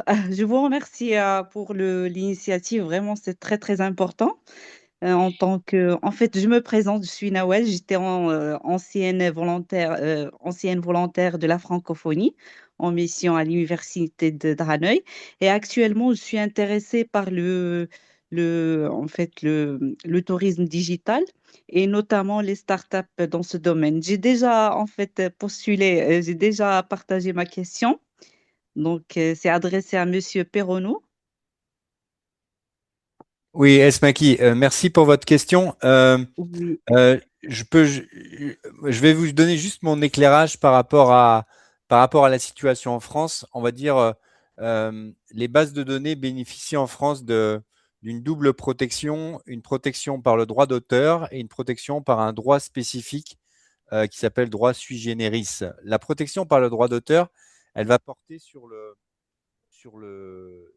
contenant. Donc, dès lors que la forme de votre base de données est originale, donc elle a été construite d'une manière, on va dire, différente de ce qui existe déjà. Et donc, dès lors qu'il y a ce critère d'originalité, vous allez pouvoir bénéficier d'une protection par le droit d'auteur. Donc, interdire à quiconque de utiliser la même architecture, on va dire, pour cette base de données.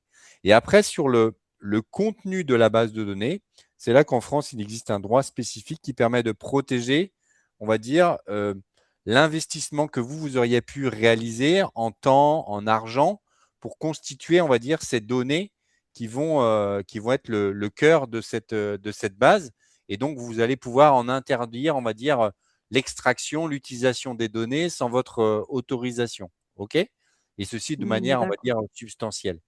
Et donc là, mais pour pouvoir bénéficier de ce droit et entre guillemets, pouvoir vous défendre si vous veniez à être copié ou imité, entre guillemets, ou spolié par rapport à l'investissement que vous avez fait là-dessus, vous allez devoir, entre guillemets, à pouvoir être en capacité d'apporter des preuves de cet investissement que vous avez réalisé en temps et en argent pour constituer cette base de données. Et donc, c'est si vous avez fait ce travail, on va dire, d'identification en interne de voilà, j'ai j'ai une personne à 20% de son temps qui va travailler à la constitution, à la collecte, à la réorganisation, au retravail de ces données.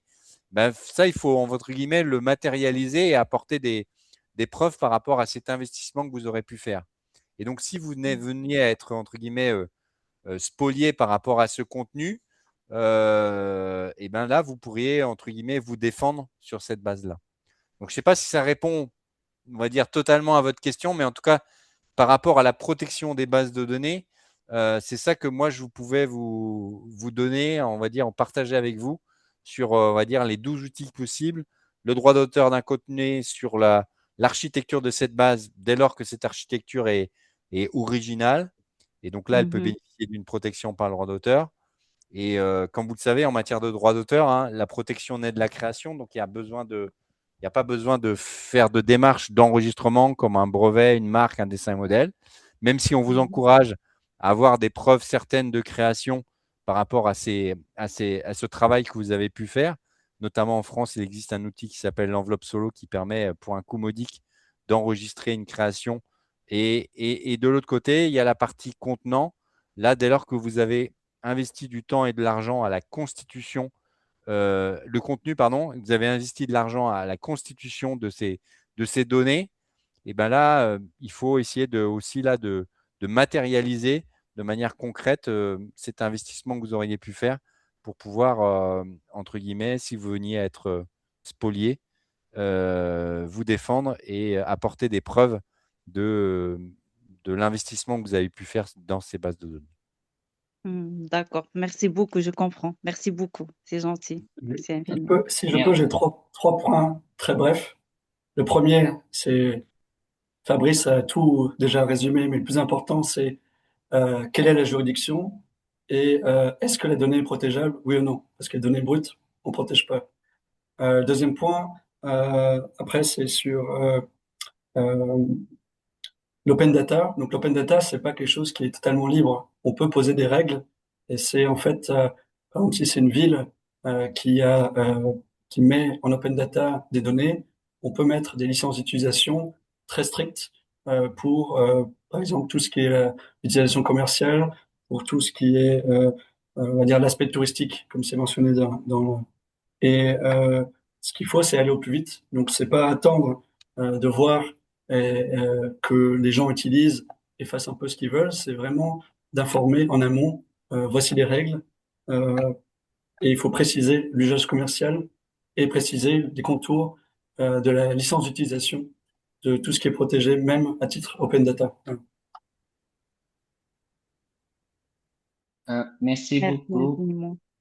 Oui. Merci, c'est Est-ce gentil. que dans la salle, nous avons une soixantaine de personnes à présentes encore? Est-ce que vous avez des questions?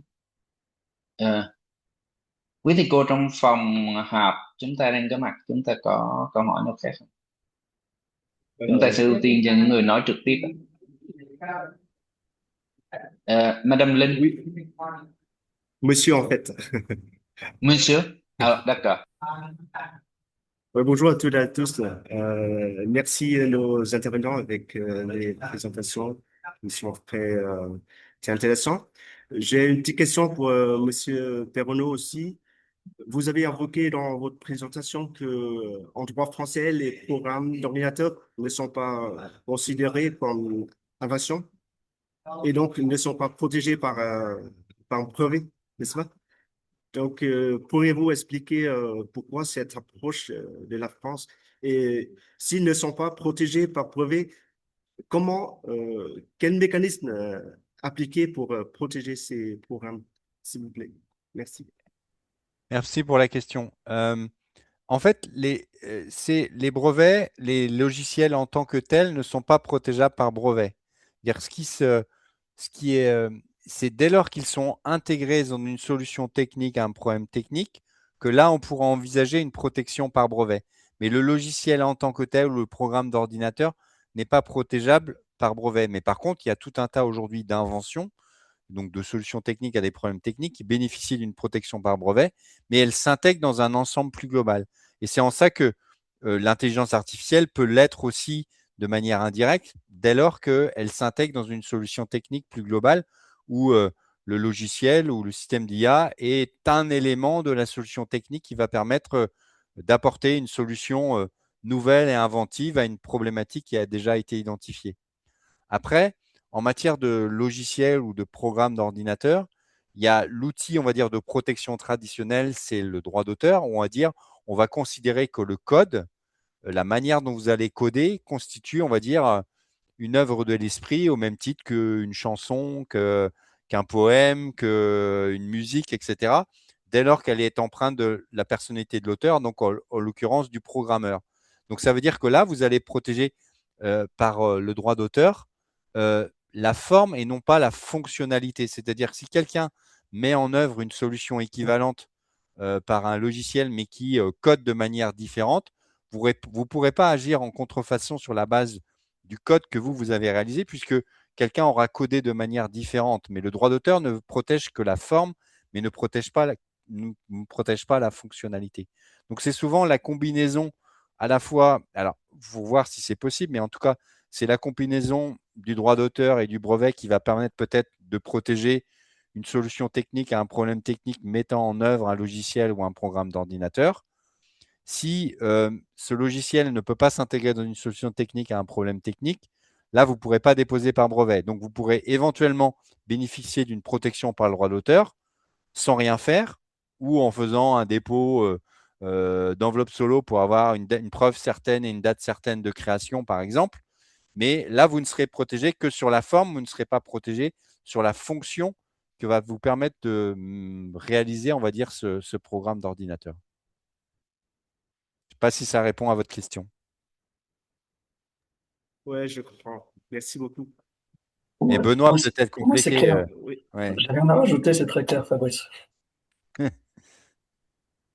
Mais Non, en fait, en peut-être. matière de propriété intellectuelle, c'est souvent la combinaison de solutions qui vous permettra de, on va dire, d'avoir je dis pas la protection garantie à 100%, mais en tout cas la plus optimale. Et parfois, c'est la combinaison du brevet et de la marque, de la brevet et du design, du brevet et du secret, etc., qui vous permettront d'avoir la protection, on va dire, la plus sécurisante pour vous, entre guillemets. Voilà.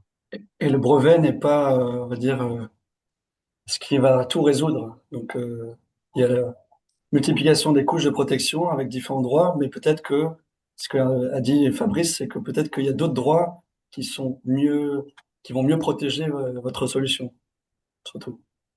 Oui, d'autres droits, parfois même des solutions techniques qui vont être des freins, on va dire, à la copie ou à l'imitation. Parfois, c'est le secret, etc. Et donc voilà, c'est vraiment la combinaison d'un ensemble de solutions qu'il faut adapter au cas par cas pour pouvoir obtenir la protection optimale. Merci beaucoup. Merci. Est-ce que dans la salle, vous avez d'autres questions? Có thầy cô nào khác trong phòng chúng ta muốn đặt câu hỏi trực tiếp không ạ? Sinon, je peux lire une question posée à l'avance.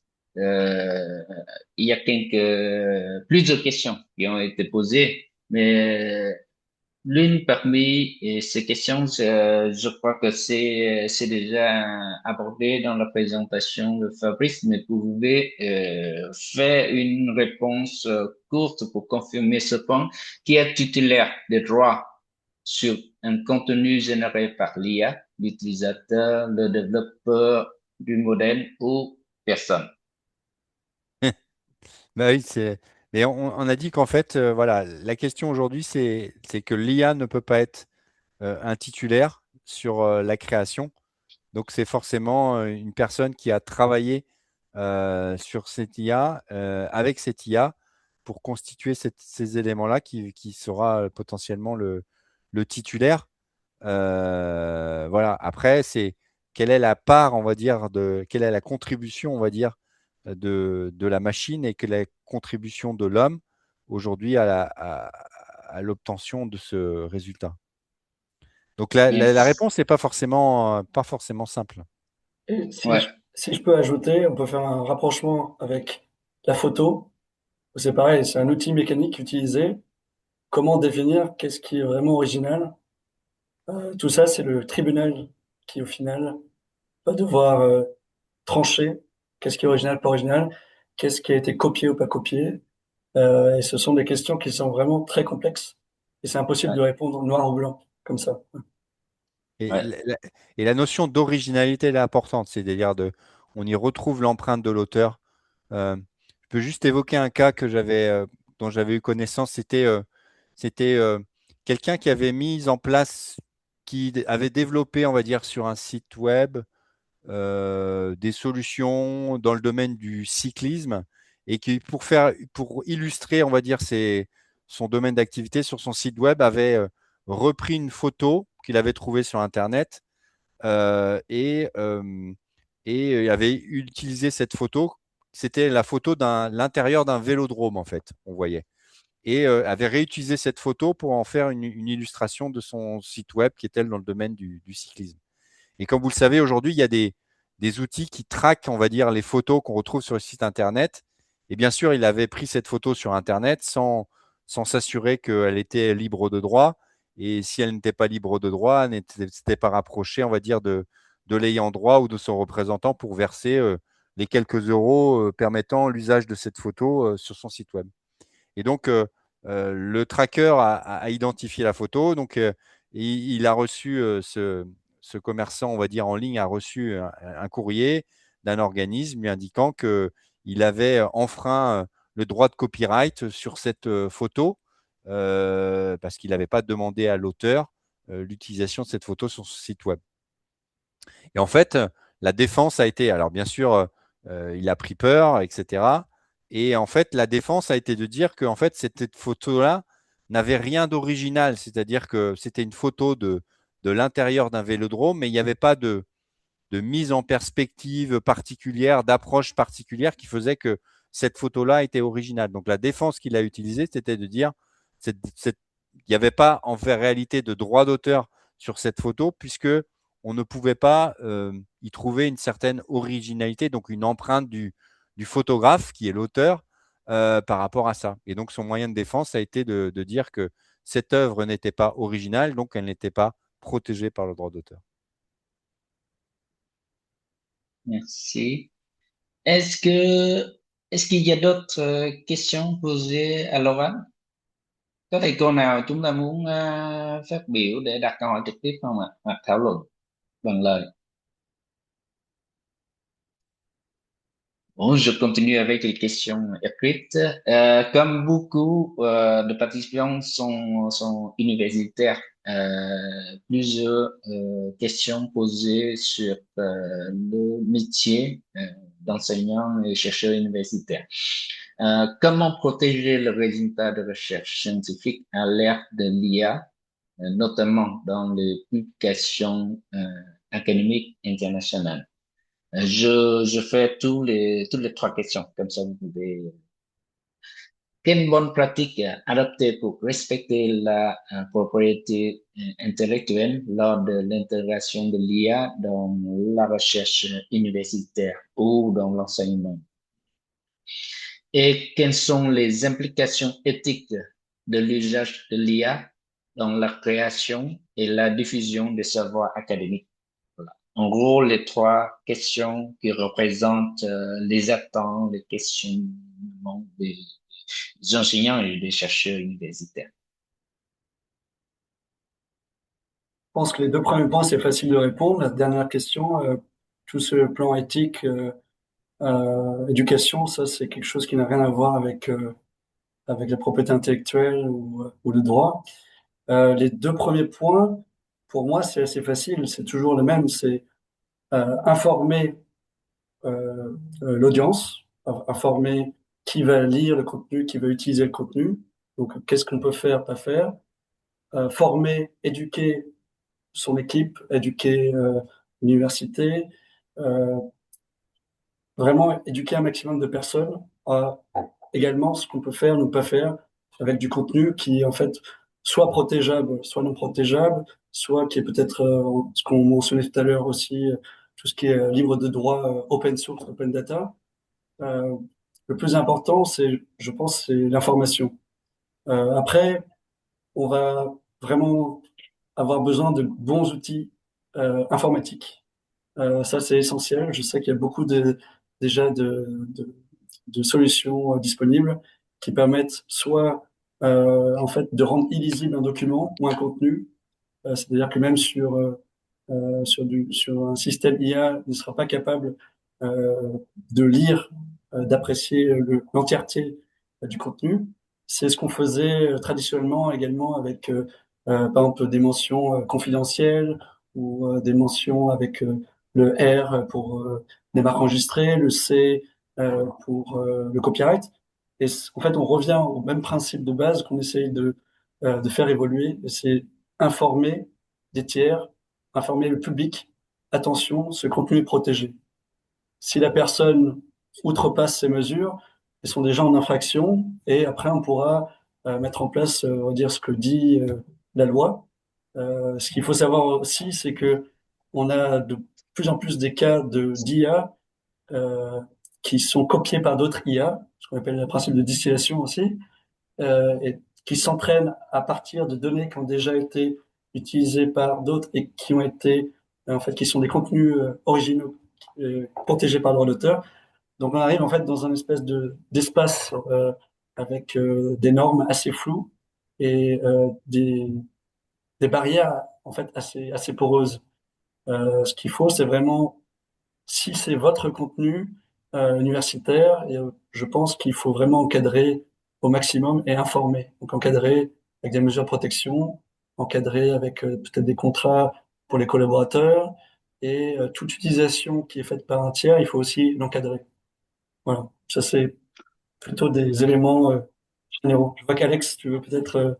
Juste pour rajouter un petit peu au niveau de la protection et ce dont on parlait au niveau des mécanismes de opt-out, qui sont pas encore vraiment définis au Vietnam, mais tu parlais de noter la mention confidentielle en haut d'un document. Il y a également des mécanismes pour noter d'un point de vue en filigrane, pour que les modèles d'IA, quand ils accèdent aux données, voient directement que les données ne sont pas autorisées ou exploitables. Et au-delà de ça, par rapport au troisième point sur la partie éthique, un point qu'on a mentionné, mais juste rappeler, c'est plus le concept de la transparence, de la transparence au niveau de l'utilisation qui est faite de l'outil IA dans la génération de contenu ou la rédaction de mémorandums ou de documents de recherche. Et je pense que c'est là-dessus que les bonnes pratiques doivent évoluer en fait pour qu'il y ait une transparence plus importante. Merci. Fabrice, est-ce que vous avez des éléments de réponse?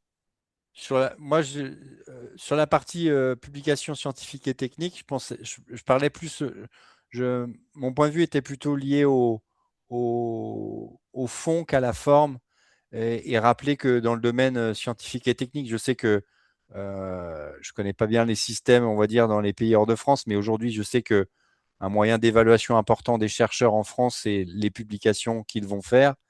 Et pour avoir travaillé dans des domaines à caractère technologique, il y a toujours la question de la protection de la publication d'un côté et de la protection par brevet de l'autre sur des éventuelles inventions qui pourraient découler, on va dire, des choses qui ont pu être réalisées dans le cadre de programmes de recherche et de développement. Donc, toujours avoir en tête que en matière de brevet, un des critères de brevetabilité, comme on l'a vu tout à l'heure, c'est la nouveauté.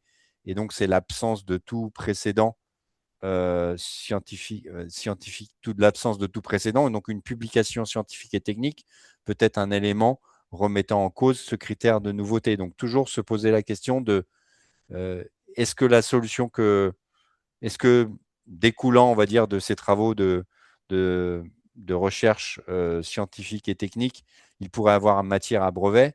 Si oui, il y a matière à brevet, il va sans doute falloir un peu temporiser dans le cadre de la publication et pour pouvoir envisager une protection par brevet, là, des résultats, on va dire, de ce travail. Parce que dès lors que la publication aura été faite, alors même si dans certains pays, il y a on va dire, des périodes transitoires qui permettent, entre guillemets, mais il faut garder à l'esprit que dès lors qu'il y a une divulgation, quelle que soit sa nature, a priori, ça remet en cause le critère de nouveauté et donc ça empêche la protection par brevet de ce qui aurait pu être décrit dans cette publication ou présenté lors d'un salon, etc. etc. Alors, même s'il y a quelques exceptions qui existent, mais il faut garder en tête ce principe. Donc, je voulais juste rappeler cette réflexion qu'il faut avoir en amont avant de publier et des conséquences que ça peut avoir sur notamment le caractère non brevetable qui pourrait découler de cette publication par la suite.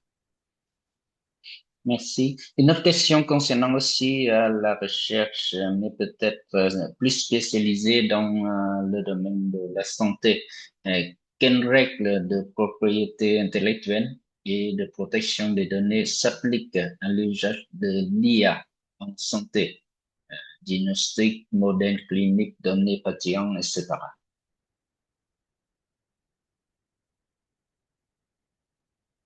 Juste par rapport aux données médicales, hein, on peut se rapporter à la loi sur la protection des données personnelles, hein, avec la différente classification, encore une fois, des données, hein, avec les données personnelles et données sensibles, donc avec un cadre plus renforcé pour les données médicales.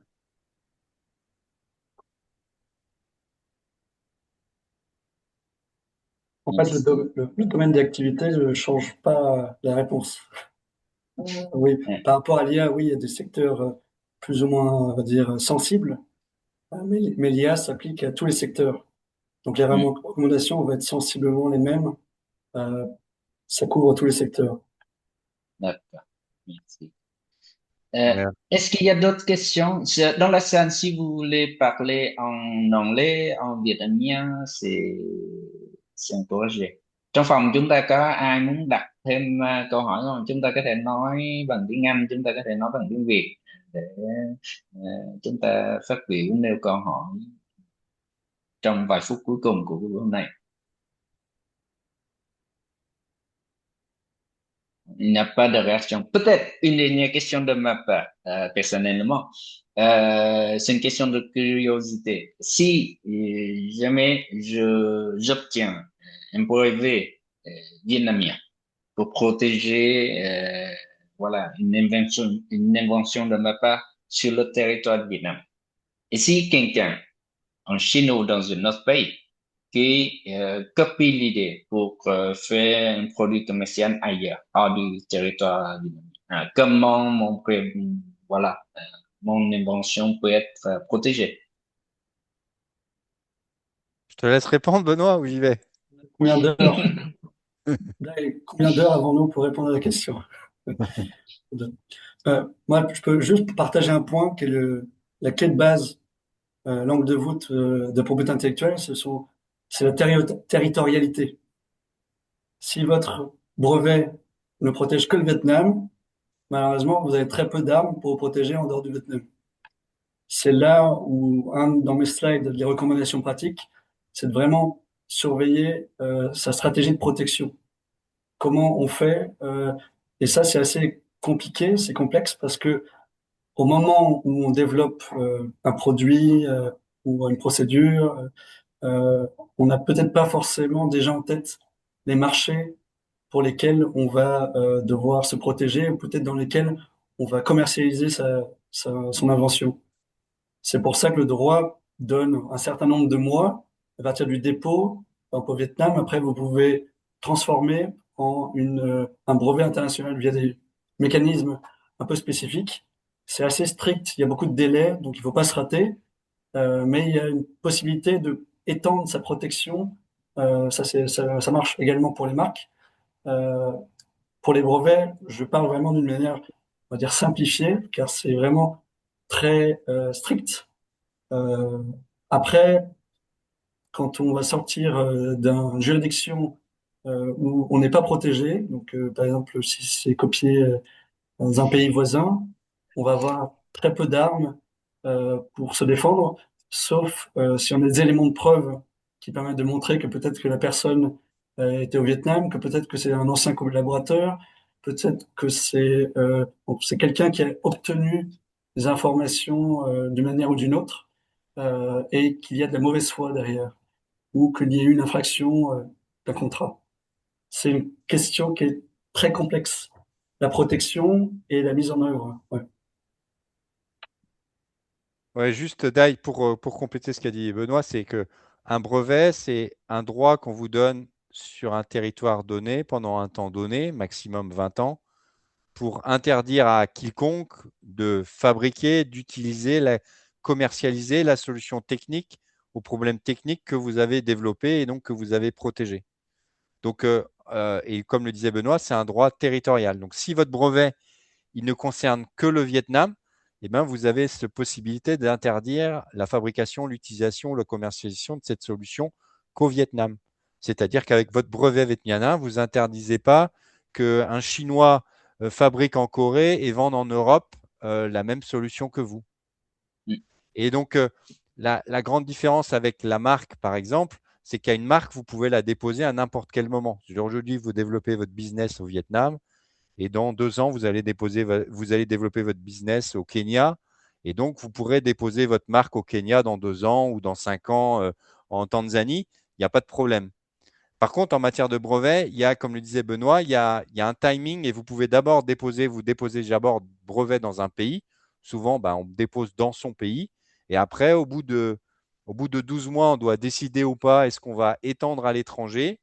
Et ensuite, vous allez faire soit une demande de brevet, ça s'appelle PCT pour Patent Cooperation Treaty, ou une demande de brevet européen si vous voulez protéger dans la zone Europe. Et en gros, 30 mois après cette 12 plus 18 mois, vous allez finalement devoir dire je veux me protéger réellement au Kenya, en Tanzanie, au Brésil et aux États-Unis. Et tous les autres pays, ça ne m'intéresse pas parce que mes business sont là-bas, ou mes concurrents sont là-bas, ou mes marchés sont là-bas. Et donc, c'est important pour moi d'avoir un monopole dans ces pays-là. Mais ça, vous devez le faire, vous devez le décider très tôt, après avoir fait votre brevet dans votre pays initial, pour se donner la possibilité de se protéger à l'étranger. Et en brevet, il faut faire ça, on va dire, dès le début ou à 12 mois après le dépôt. Alors qu'en matière de marque, là, c'est beaucoup plus souple. Peut-être que c'est que dans 10 ans que vous développerez en République tchèque. Et donc, là, vous pourrez déposer votre marque en République tchèque. Mais la marque, elle va vous protéger juste le nom ou le signe commercial. Elle ne va pas protéger la techno qu'il y a derrière sur ce produit-là, quoi. Et Merci. un point supplémentaire, bon, on peut continuer toute la journée, mais que le problème, entre guillemets, d'un brevet, c'est qu'on explique à tout le monde qu'est-ce qui est protégé. C'est ce qui permet en fait de délimiter le champ de protection. Donc ça veut dire que vous donnez un peu les clés, si votre brevet n'est pas protégé dans d'autres pays, à d'autres personnes de travailler sur la même solution, la même invention, peut-être de l'améliorer, peut-être de faire des choses différentes. Ce qui est recommandé, c'est également de combiner avec le secret des affaires, la confidentialité. Donc on dévoile pas tout, on dévoile certains points de l'invention qui va être protégés par le brevet, et on garde toute une partie qui est confidentielle et secrète. Et ça me permettra en fait à la compétition de ne pas être en mesure de copier intégralement votre invention. Et c'est quelque chose qui est activement utilisé et déployé par la plupart des sociétés actuellement. Voilà. Merci beaucoup. Donc, s'il n'y a pas d'autres questions, je pense que nous pouvons déjà voilà, Juste, clôturer la semaine. Oui. Oui, merci Dai. Juste, il y avait une remarque dans le chat qui était est-ce que nous pouvons avoir les slides de présentation de Monsieur Otan? Si, je leur ai répondu. Ah, ok, Tous tu les as répondu. diapos Ah, ok, sont oui, ok, déjà pardon. disponibles sur Je n'avais Drive. pas vu la réponse. Ok, pardon. Oui. Ok. Donc, nous pouvons clôturer le séminaire, le webinaire ici, après beaucoup des présentations très intéressantes, très enrichissantes et des questions. Euh, voilà, une réponse sur différents sujets concernés. J'aimerais inviter à tout le monde d'activer la caméra, les collègues, les participants qui restent encore dans la salle, d'activer la caméra. On va faire une capture d'écran ensemble. Euh, une, tu prépares? Oui, oui. Ok. Comment on change pour que tout le monde soit présent dans... Tout le monde soit visible. Oui, soit visible, parce que c'est... Je sais pas si on peut. oui. Voilà, je change. Ok. Euh, euh, Encore des caméras, il y a très peu de caméras activées. Voilà. Souris, 1, 2, 3. Merci beaucoup. Donc, merci beaucoup de votre présence et votre patience. Jusque-là, nous avons dépassé largement le temps programmé, mais j'espère que c'est bien utile pour vous. Et peut-être à bientôt dans d'autres événements sur le même sujet ou sur d'autres thèmes. Voilà. Merci Merci Merci beaucoup. beaucoup. Merci à Grand merci Merci tous. Dai. Yasmine. Merci Merci Dai pour l'organisation. beaucoup. Voilà. Merci. Au revoir. Au revoir.